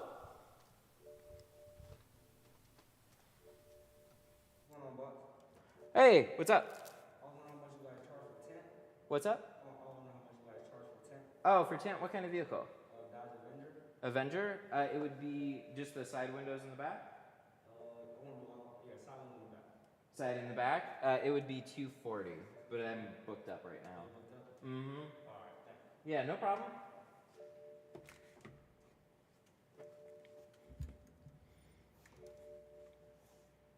All right, I think, ooh, yeah, my batteries. We're gonna be changing batteries. You know what? That was my first walk-in right there. How unusual. I've never actually had somebody just walk in here asking for a tint job yet. Oh no, you're kidding me. This one's gonna be dead too, just watch. I'm so mad right now. My charger was plugged in and I wiggled the cable and it lit up. So it means that the connection was loose or something. So we're gonna try this and we're gonna see how long we can go. But I don't know, guys. We might run into some little difficulties here.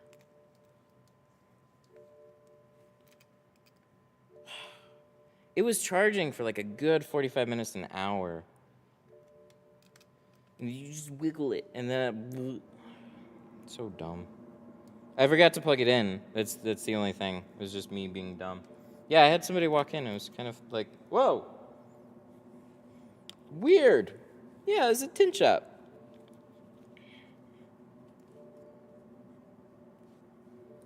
But I don't really treat it like a walk-in tint shop. I treat it like, where can I buy a coat like that? Tint Wiz. Hang on. Went to Sunstoppers. I know Sunstoppers. If I start to see bubbles but have a lifetime warranty, will they redo my tint? Make me pay again? Went to Sunstoppers. Oh, you had a bad Sunstoppers experience? Oh, that's no good. I know them. They're like trying to branch out a lot right now. Yeah, they should take care of it for sure. Hit them up. So every tint job, okay, not every tint job, but like when you have go to a place that promises you a lifetime warranty, blah, blah, blah. Like, hi, welcome to my shop. I sell a color stable lifetime warranty film and some other ones, whatever. Everything is backed by lifetime guarantee. That's usually the long, like that refers to like the type of film, but they should also never put out bad work. So if you go to a shop, they do something that you don't like, there's lots of bubbles, like,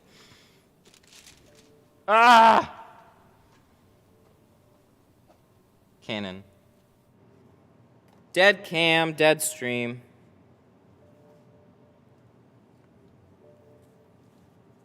I'm not gonna electronically recover from this. Oh wait, no, I need this. Okay, so plan B is should have enough battery for when we go to the back window, I think.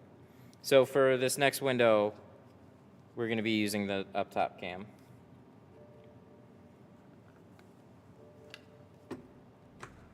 What a bummer.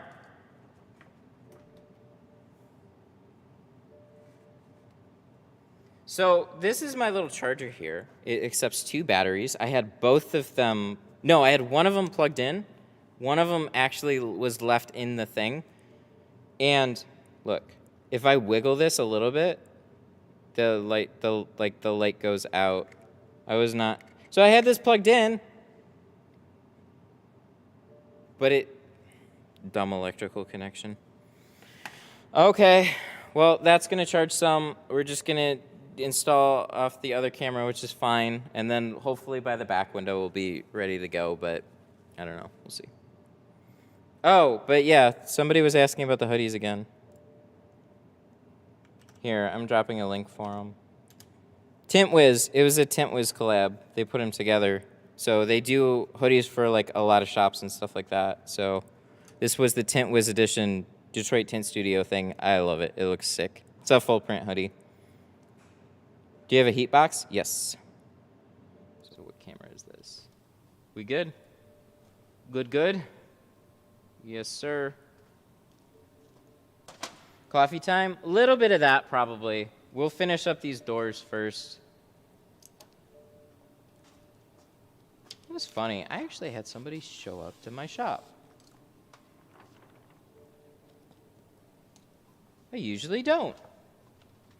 I'm like in this weird, inconspicuous back area. So I don't have like frontage, and I like it that way because I stream, right? So everything that I do is like, I either have somebody waiting up front, or they drop off the car, and then I don't worry about anybody walking in because it's very not a shop. It's appointment run shop.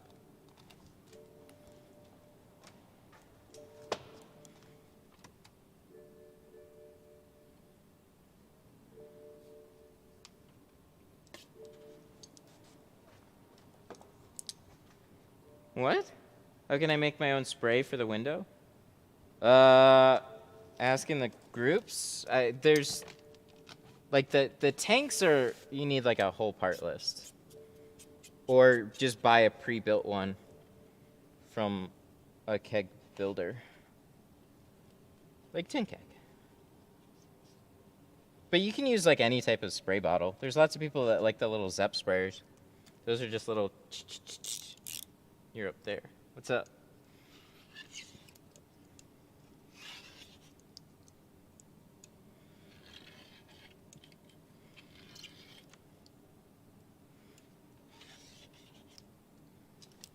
What time is it? It's 1:30. We're not doing too bad.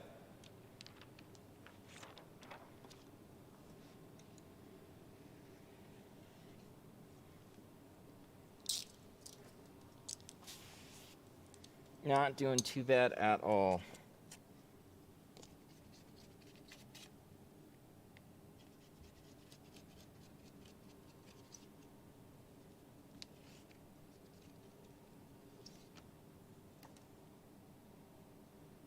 Thanks for the link. You're welcome.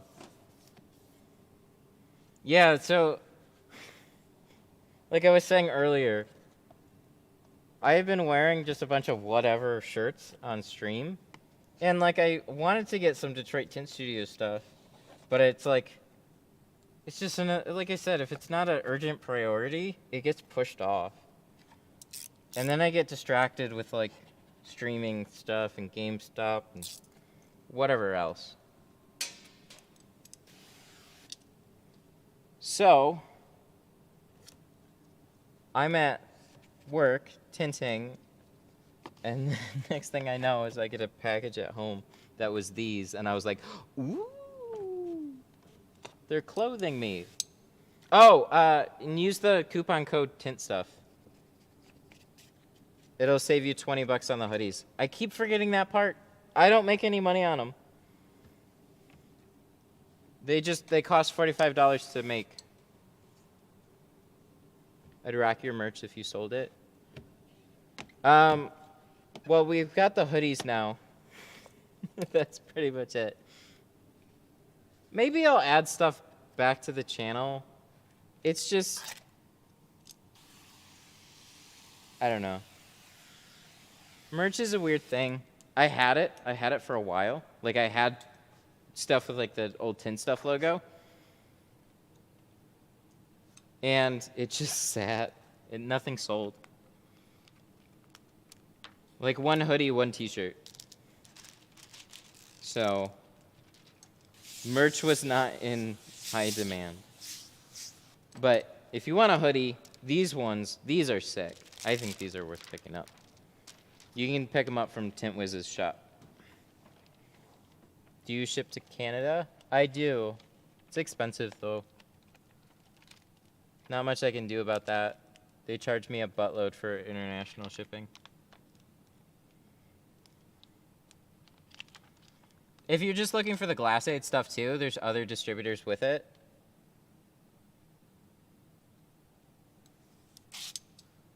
Can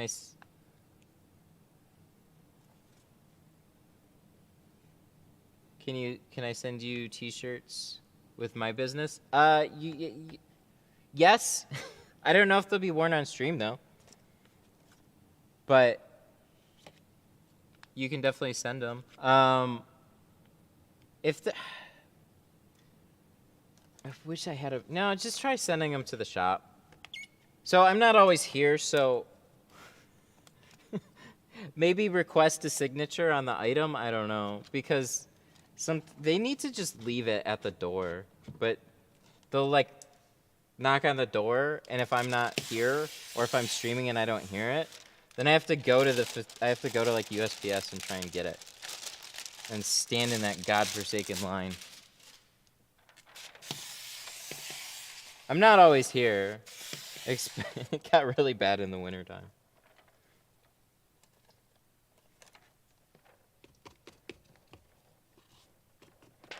Because I go by appointments, so if I don't have appointments, then, like, if I have something extra to get done here, then I'll do that, but if not, then I don't have to be here.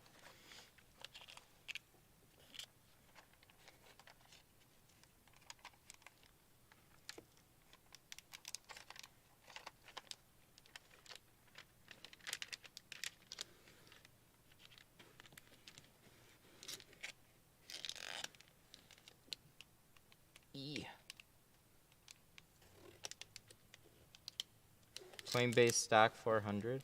What did it IPO at? Or DPO? Is that what they were doing? DPO? I heard a lot of people talking about it. I think it was being DPO'd at like 400. Oh, 250 and it's already up that high? Dang. We? You said you want to book right now. You said you'd be able to do it tomorrow? What's up? You said you'd be able to do the tint tomorrow? No. Earliest available is like next week right now. Next week? Yeah. You don't know anyone else that does tint? Like any close friends? You don't know anyone else that does tint? You could try Metro. Metro might do it. Metro or Midnight Tint and Vinyl. Everybody is backed up like at least a week right now, though. It's really hard to just get in right now, yeah.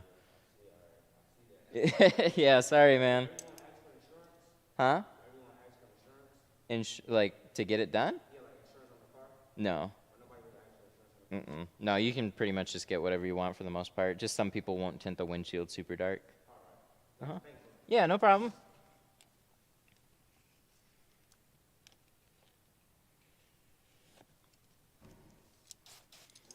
Guys, is there anybody in my area that wants a car to tint right now? Because I got a customer that walked in that wants to tint right now, but I'm not going to be able to touch it for a couple weeks now. So, there's that.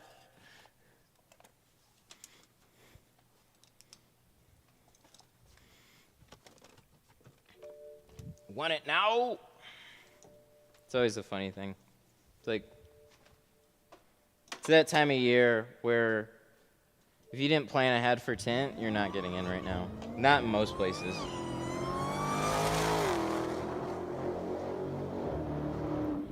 It was actually the same guy. I wish I could give myself more credit. Super chat Where's my YouTubes? 15, get yourself a backup charger. Thank you. Thank you. It's got 2 ports too. It's got 2 ports for like one USB-C cable and USB-B cable. And I'm just gonna have to replace it, I guess. I don't know. Thank you though. They're Sony like camera batteries too. I think they're like Sony LP batteries. Yeah, NP. So these are like legit camera batteries. These take a little while to charge. He was asking if anybody could get them in right now. No, he's nice.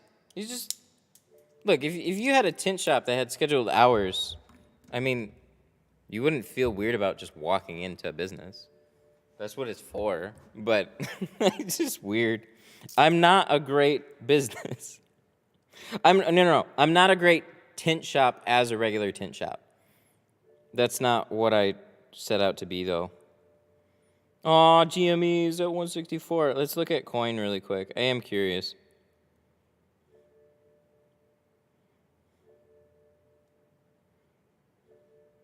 Oh, dang. Yeah, right off the bat. Where's the 1 day, 1 minute chart? Let's see how that... Oh, my God. Oh, so that just opened up recently. Look at that. That just had a whole bunch of people buying right away. I think it's got a lot of future, but I don't know anything about IPOs. So there's no history there on the chart. So it's like you don't know what it would do necessarily. You just like... It should do good. Depends on what the market values it at.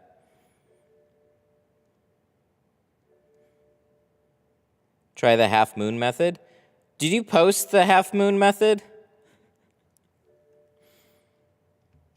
If he would quit talking to himself in the damn 4 cameras. Yeah, he first saw me with like the whole big setup. I'm sure he's just like, wait, what the fuck is... Who is this? What?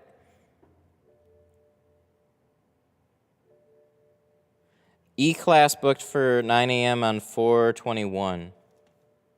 Oh, that's cool. We got an E-class coming in on the 21st, so put that on your schedule. Where do I post? The Facebook group. Post in the Facebook group.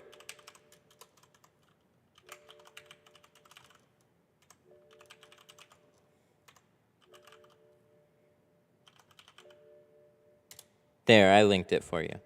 You can post it there.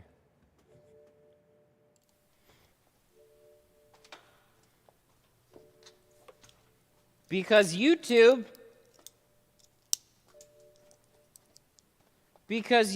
doesn't believe in having groups. Just a community page for me to post stuff, and people look.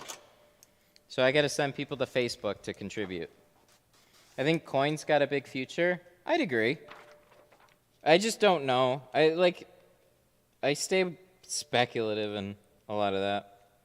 For no, like I don't throw my money at much in the market at all. Cuz I was jaded.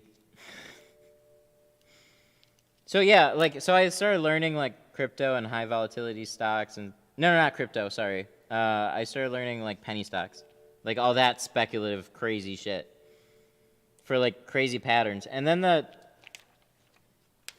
was like 2016. And then Trump turned the whole market into a crazy up and down thing for like a while. It was just nuts. John with 5. What's up, buddy? Any tips for hand cutting a Wrangler? I tinted a 98 TJ and kept getting light gaps, not sure why. Oh, thank you. The problem is that it's a 98. A 98 Jeep is just not a fun vehicle to do. The newer ones are easier, but they still have like tight-ish felt seals. Like they're not that bad, but they're a little wide. So I don't have any great tips for you on a vehicle like that because it's really like an intermediate skill to get those done. They're just not easy. If the tighter the seals and if they're like some of those rear windows, they're all just like hard rubbers. You don't have any borders. So like on this quarter window, for example, which you can totally see, right? It's got a frit border around it. I tucked the film in there. It's got lots of space. So on a lot of modern vehicles, that's what you got. On certain older ones, if you don't have that border, then you don't have anywhere to tuck the film. And they hold a lot of dirt. So it'll just suck.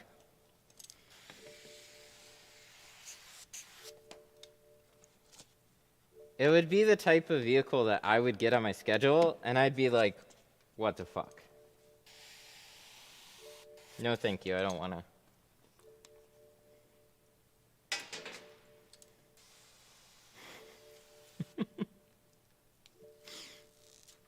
Posted the half moon method on Facebook. All right. Maybe we might have a second to check it out really quick, but like...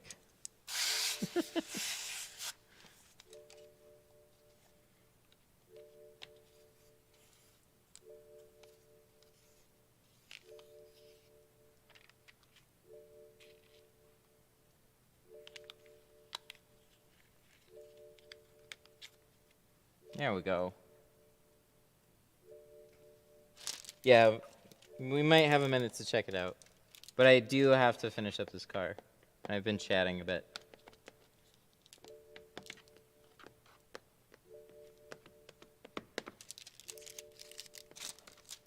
What is that? Oh, that's a that's a reflection. No glue. Not on my watch. Not today.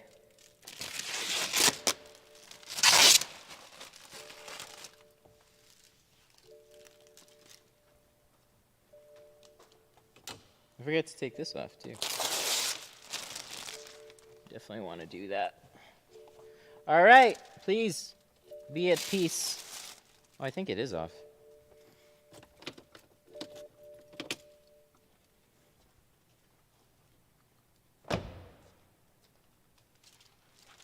Not fully. Yeah, but what is like, what, moon drop or something? Is that what we're doing? Half moon? Canon. I don't know the names that you guys got. What is it? It's one. Yeah. Tapered off on the sides rather than fully going down. Isn't that what I do? Isn't that what I do? Oh, I gotta approve it. Hang on.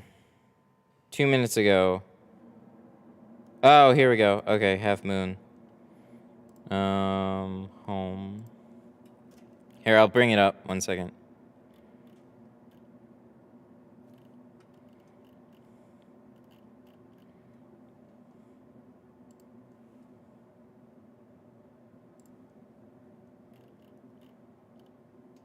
Half moon method. Oh, here we go. All right, let's check this. Let's check this out.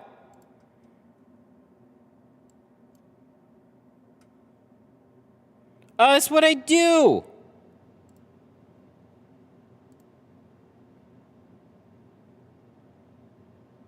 I do mostly that.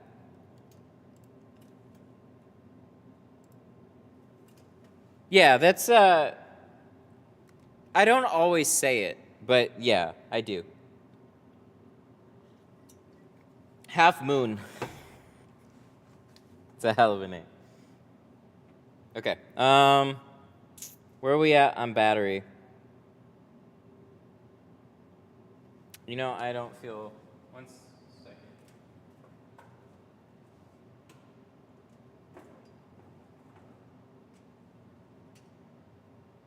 Uno. Dos. Ooh, it did.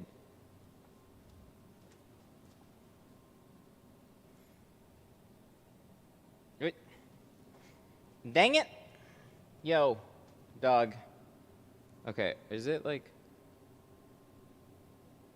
Okay. So we're going to leave this here for now, and we'll talk a little bit about what we just saw. How are you liking the BMW doors? These ones aren't bad. They're really not. They're just like a lot of cleaning. So let me kind of explain what I did. A little bit better. So I say H pattern, but I will sometimes say, if you go through enough videos, you'll see me say, it's not a hard H pattern. It's a soft H pattern. So some people are under the impression that you do an H pattern, you hard lock it down. You can't do that on a lot of cars because you just took away all this space right here for shrinking. You forced all that to go here. Don't do that. So what you can do, line down the middle, and then what he was saying, yeah, like half moon. It's like you're really just lightly tacking it down, just like kind of directing it. So when you go to shrink it, you're pushing things out at an angle. I actually have quite a few videos where I say that.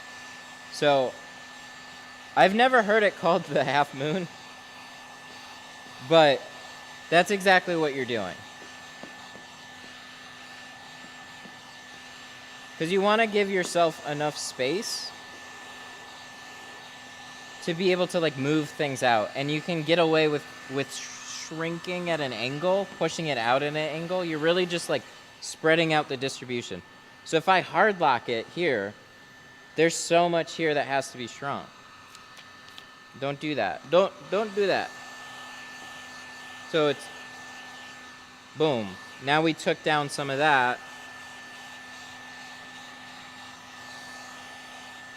Even distribution dudes.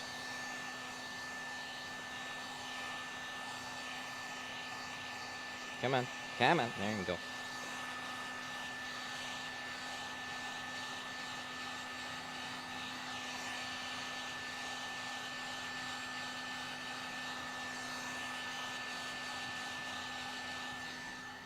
Half moon, you got a full moon.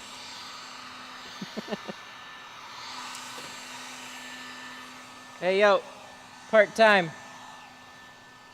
Bruh. That must be the part-time camera. So again, put a line in the middle, and you don't even really have to do anything from there. I just like, you put a line to kind of direct it. And that's really what you're doing. So you can almost forget that you have it here. And you just go past it.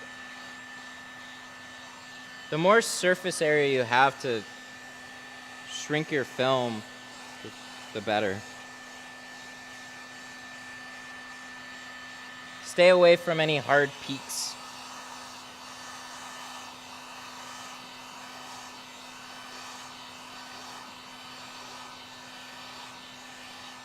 You're really shrinking the film in the right direction when you shrink out and up.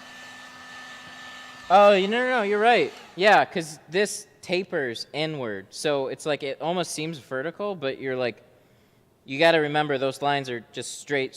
So going this way feels diagonal, but no, you're right. But that, like, the more extreme that angle gets, the less that it shrinks, and the more it's going to peak on you.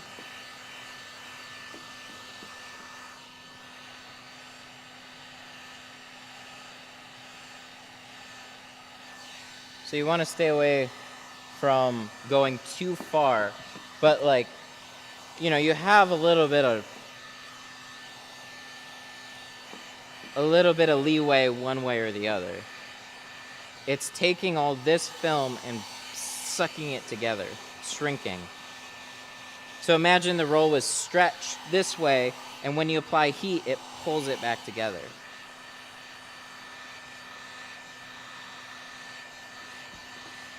That is the secret. Now go forth, bear tint fruit, make good cash.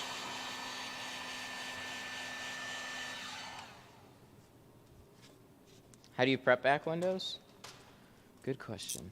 Usually dryer sheets or dry shrink prep, one of the two. So I will spray it, smear that shit all over it, let it dry, and then you're good to go.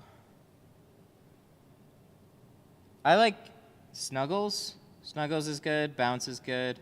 Stay away, if you're gonna use dryer sheets, stay away from like the super cheap stuff. Believe it or not, it actually makes a difference. I was surprised myself.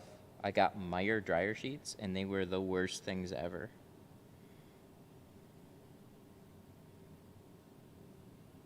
This was years ago, though. Maybe they've upped their quality, but at the time they were horrible. They even smelled shitty.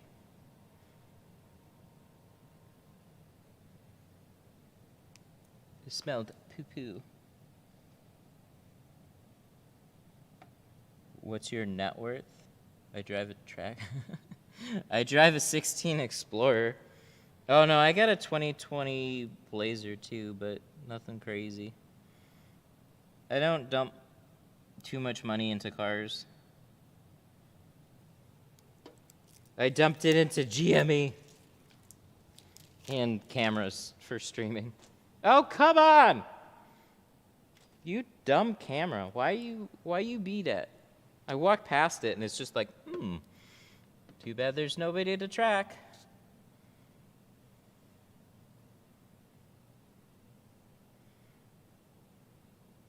Apparently I didn't spend enough on the cameras.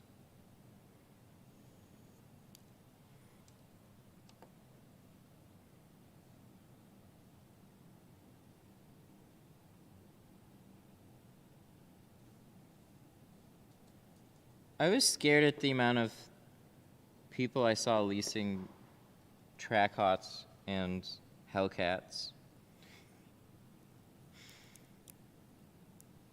That was very concerning. Oh yeah, it's 700 horsepower. It's like a regular car lease almost, it seemed like. It was just like, what the fuck?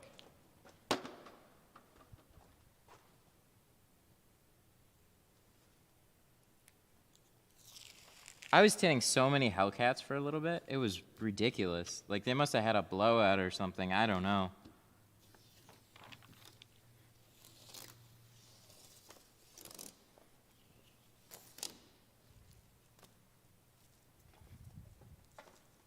See?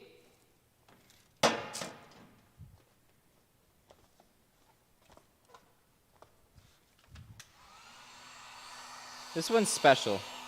It like half gets me, and half doesn't.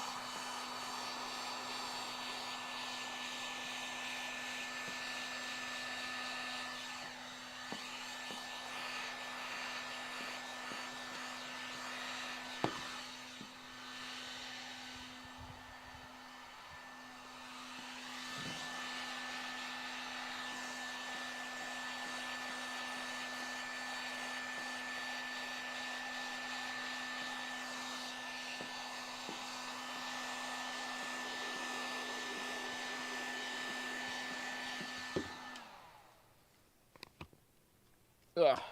Are we batteried? Not much. Dang. Dang, dang. Dang, dang, dang.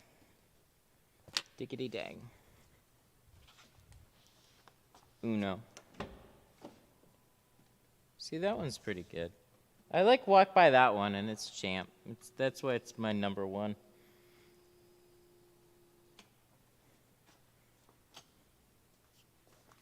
But I suppose we might as well give it a shot for the end, for the grand finale.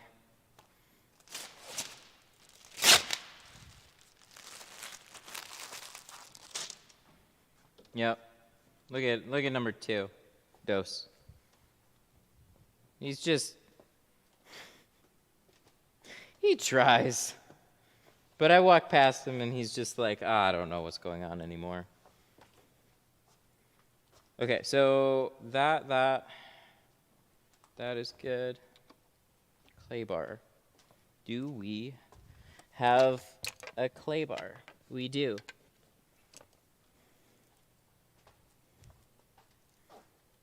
Canon. Where's my coffee? All the new Mopars and S550s are making it too easy to trap young people into making financial mistakes.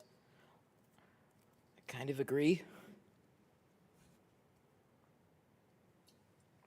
It was alarming. I was just like, I'm not exactly in the best of areas for where I was doing them, and I was surprised at the number I was doing. I was just like,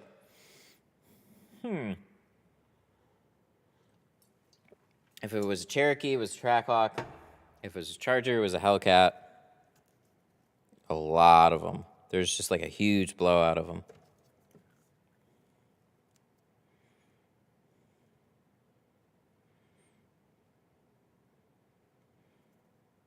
What time is it? 2:07? Oh, we're doing good. We're in the final stretch now. Coin is dropping. Did it start at 380? Where did it start at? Why can't I see? Oh, it won't even give me a change in the day. Yikes. Yeah.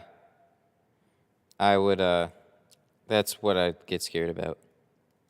GameStop, too, coming down. Oh, no, we're all crashing. GameStop will be fine, though. Coinbase, long run. Probably. Okay. We're going to hook this up quick. We're going to see if it gives us the juice that we need to finish this back window. And if not, well, you know how it goes. Comment, like, and subscribe.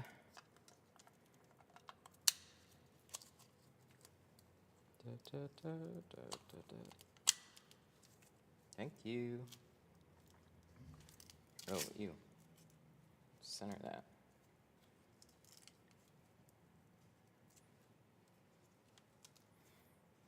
This is like starting up from scratch now.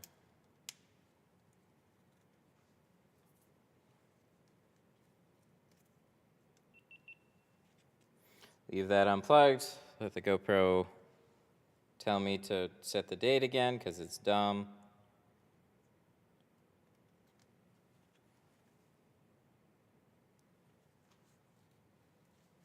Then we should be good. Oh, we good.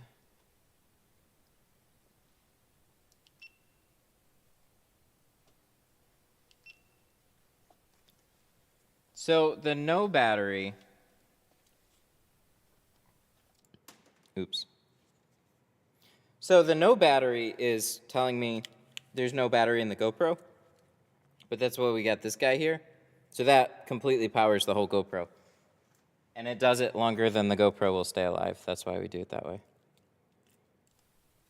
It's really unfortunate that it is that way because the GoPro with its self-contained battery is much lighter. But then I need to hook up the media mod and then HDMI out. And for some reason, when it's pushing HDMI out, that's when it has all the problems. HDMI out like kills the battery within an hour. And then in order to change the battery with the media mod, you have to take the GoPro completely out of the media mod. That is just a whole bunch of crap. So then you plug in an external battery and run a wire. But battery needs to be slightly bigger. There aren't a lot of teeny tiny ones with very much juice. And they only make them so small too, so I'm still looking.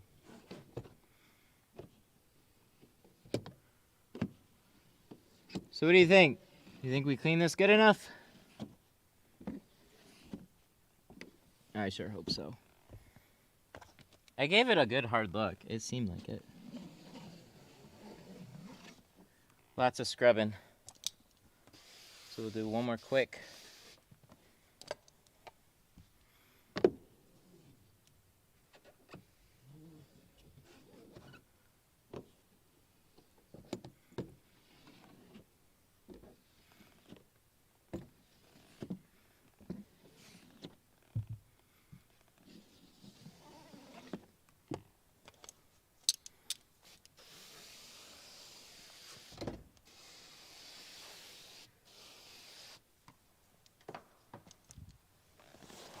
Woof. Well, we're mostly good. All right, good deal. So let's finish this guy up.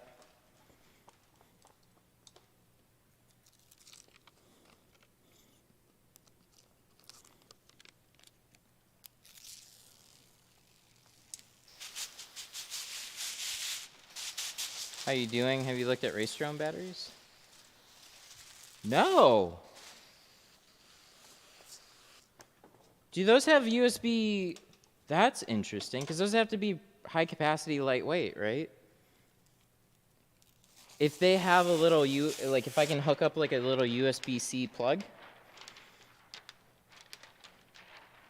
then I will check them out. That's a good tip, actually.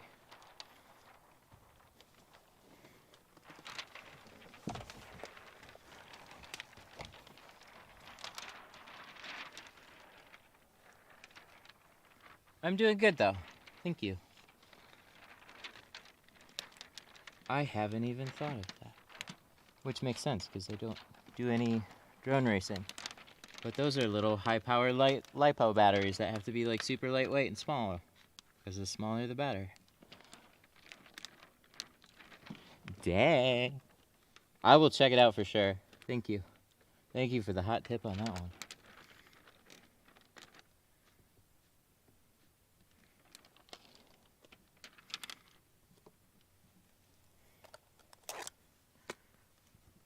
Should be able to get an adapter. Hopefully it's nothing I have to solder. It's just stuff I have to dig up. But yeah, that would be sick. I'm going to look at it. Thank you. Hell yeah. Ooh, we're good. We're good on this one. This is exciting. Because I was like looking all over Amazon for batteries. Amazon, in stores, like just anywhere. And Anker, they make really good batteries. And they made the smallest one that I saw at like 4,000 or 5,000 milliamp hours. It didn't need to be that big, because I could hot swap 2 of them, right? I think it really only would be super beneficial to be up to like 3, because then I could probably get through like a full stream without changing it at all. But if I had to, it wouldn't take me long to do. Because hot swapping a dead battery is way faster if it's outside the GoPro. But I used to do it for the GoPro. But as soon as I put it in the media mod, it just became a huge pain in the ass. Because you got to unscrew the GoPro mount. You got to flip the legs down. You got to open the latch. You got to pop it out. Pop out the battery. Swap it in. And what, for another hour? Or less? Oh, it sucks. Too much hassle.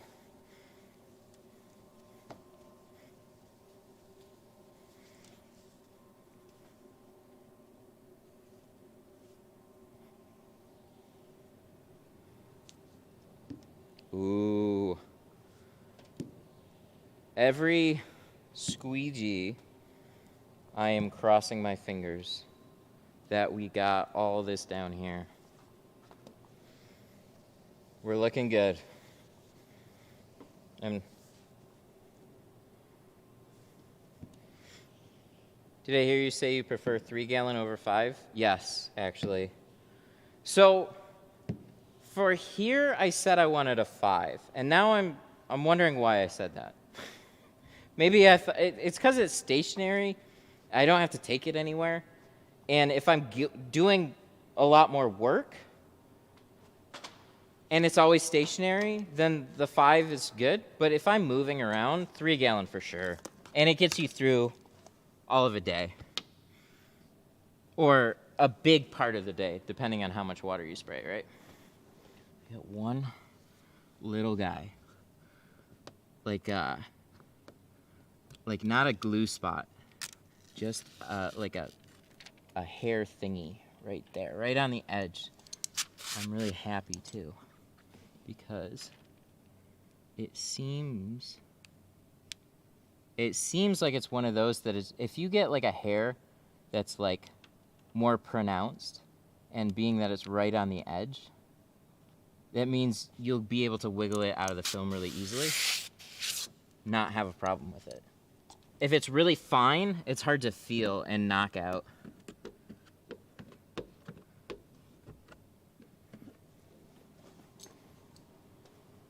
Ooh, we good. Oh shit, this turned out so nice.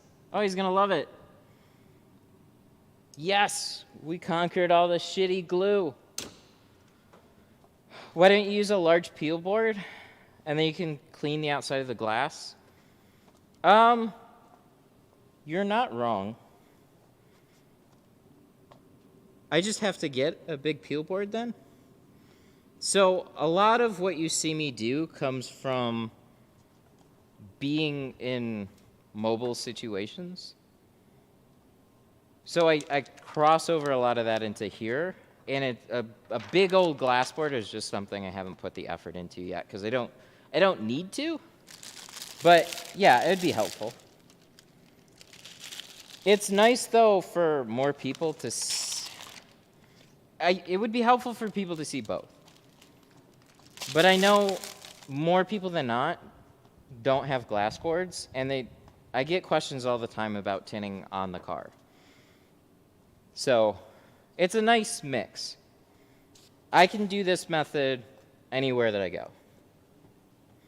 Anywhere that has a garage, I can tint there. Because I've tinted in a bunch of like teeny tiny spaces and shit. Not fun.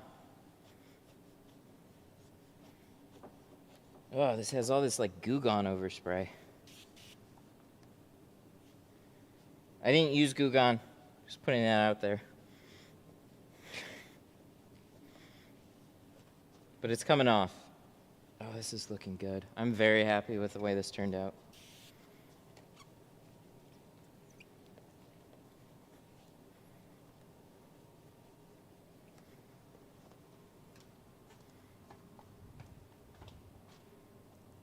Is the stream loading or is it my Wi-Fi? Is YouTube being a bitch again? Oh, they were at one point. Looks like they dropped my internet down a little bit. Bastards. My upload, God, it's so frustrating. So I'm paying $250 a month, and my download speed is so consistent and no problems. But what you use for streaming is upload. So I have to pay $250 to get the top tier to have any chance of having decent upload speed. And there has been these problems where when the weather changes, it'll fuck with the cabling or something. I don't know. But it's not a total meme. I have noticed more problems on weather changes than not. So something is happening with just the way they have this business internet set up for this building or the area or whatever. It's telling me that it definitely dropped some frames. So he's not wrong. I just noticed that it did though. So at some point it dropped that many frames. Ooh, we got a super chat. I'm trying to scrape this off. There's definitely a lot of overspray here from all the glue removal.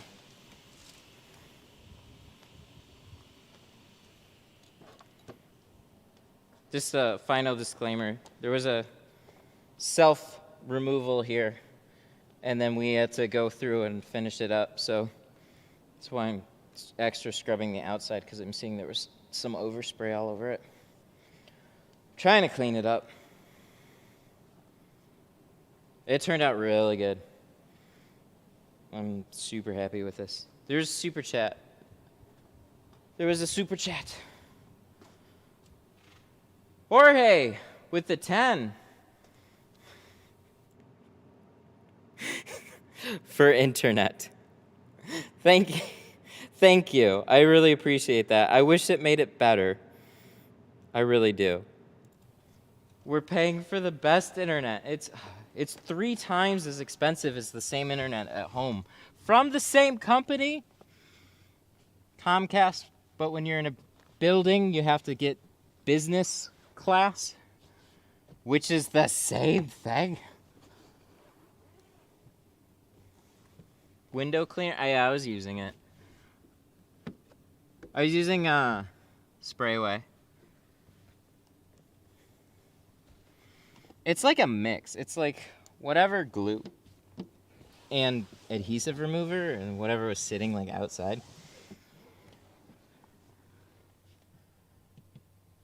Oh, good.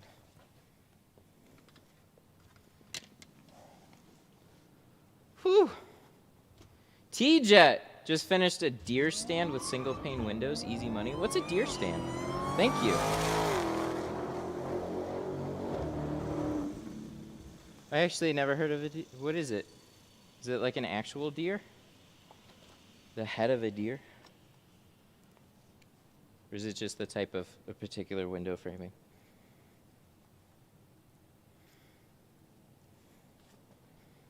But whatever it is, it's easy money. Good deal. God damn. Yeah, fuck. It's like... It's messing up my perfect looking windows. Oh, that looks good. We gotta put these back in. We locked ourselves out of the car. Where's the key?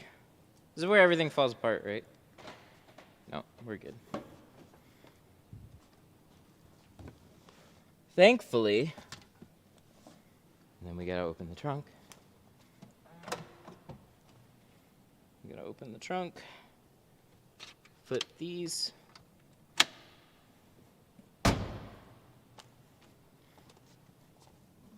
A deer stand is for hunting. Oh, so it actually is. Oh. Oh, okay. It's a tree stand. Yeah. Where they sit for hunt. Okay. I gotcha. You know, I've never heard anybody tint one, I don't think. People post like the construction stuff and whatever other type of industrial equipment from time to time, and boats. I don't think I've ever heard anybody tinting a deer stand or posting it. Makes sense. Double limo tint some deer stands. Good stuff. I always just say double limo tint because that's what inevitably I'll get that question. Double tint on my deer stand, bro.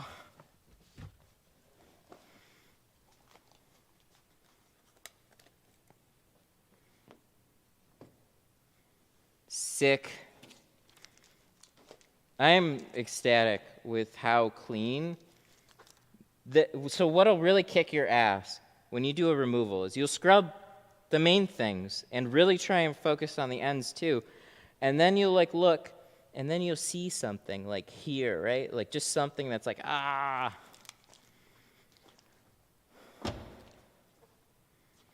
So I'm super happy with how clean that it turned out. We did scrub it a lot. We're wrapping up. It'll be done in like 2 seconds. He just showed up too. So perfect timing. I'm probably pushing it close, but glue is worse than dirt. True that. Because it's like, oh, you can have such a fine like spot of glue and it'll turn bright white. And it can hide in little teeny tiny corners and stuff. You can't flush that shit out unless you've already scraped it. And so if your blade's like a little cockeyed or something, you scrape that area a bunch of times, but it just wasn't turned right. The next thing you know, you have like a big old glue spot. So we went over this like a bunch. Like a hard bunch. So I'm pretty happy with how it turned out. Let's just get this corner thing.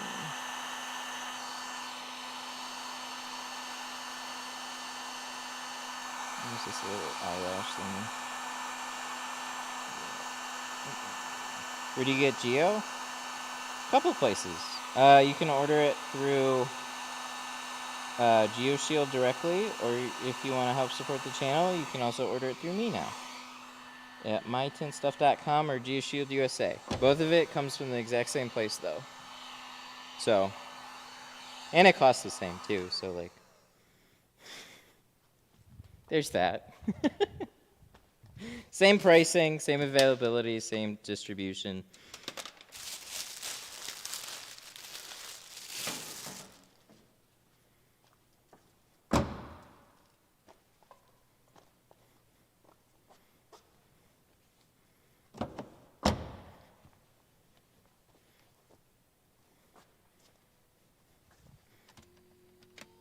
All right, let's put this back. Dang, this turned out good. I'm sure we gotta get going here, right? 2:30, yeah, it seems like it.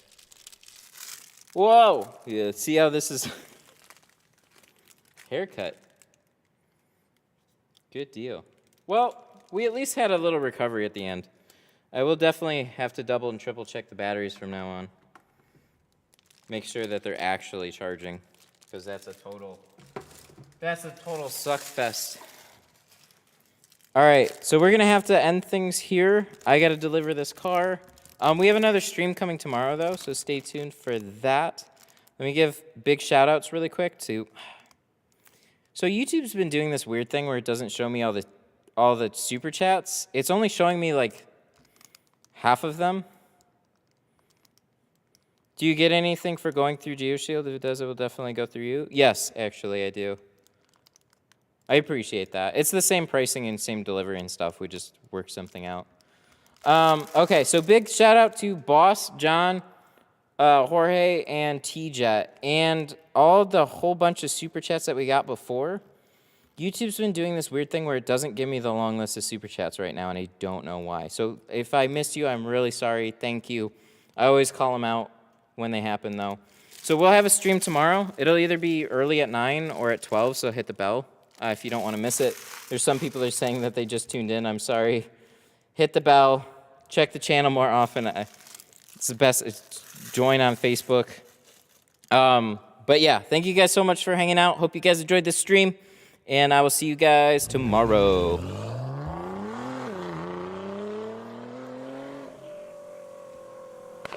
Oh, there's one more? Really quick?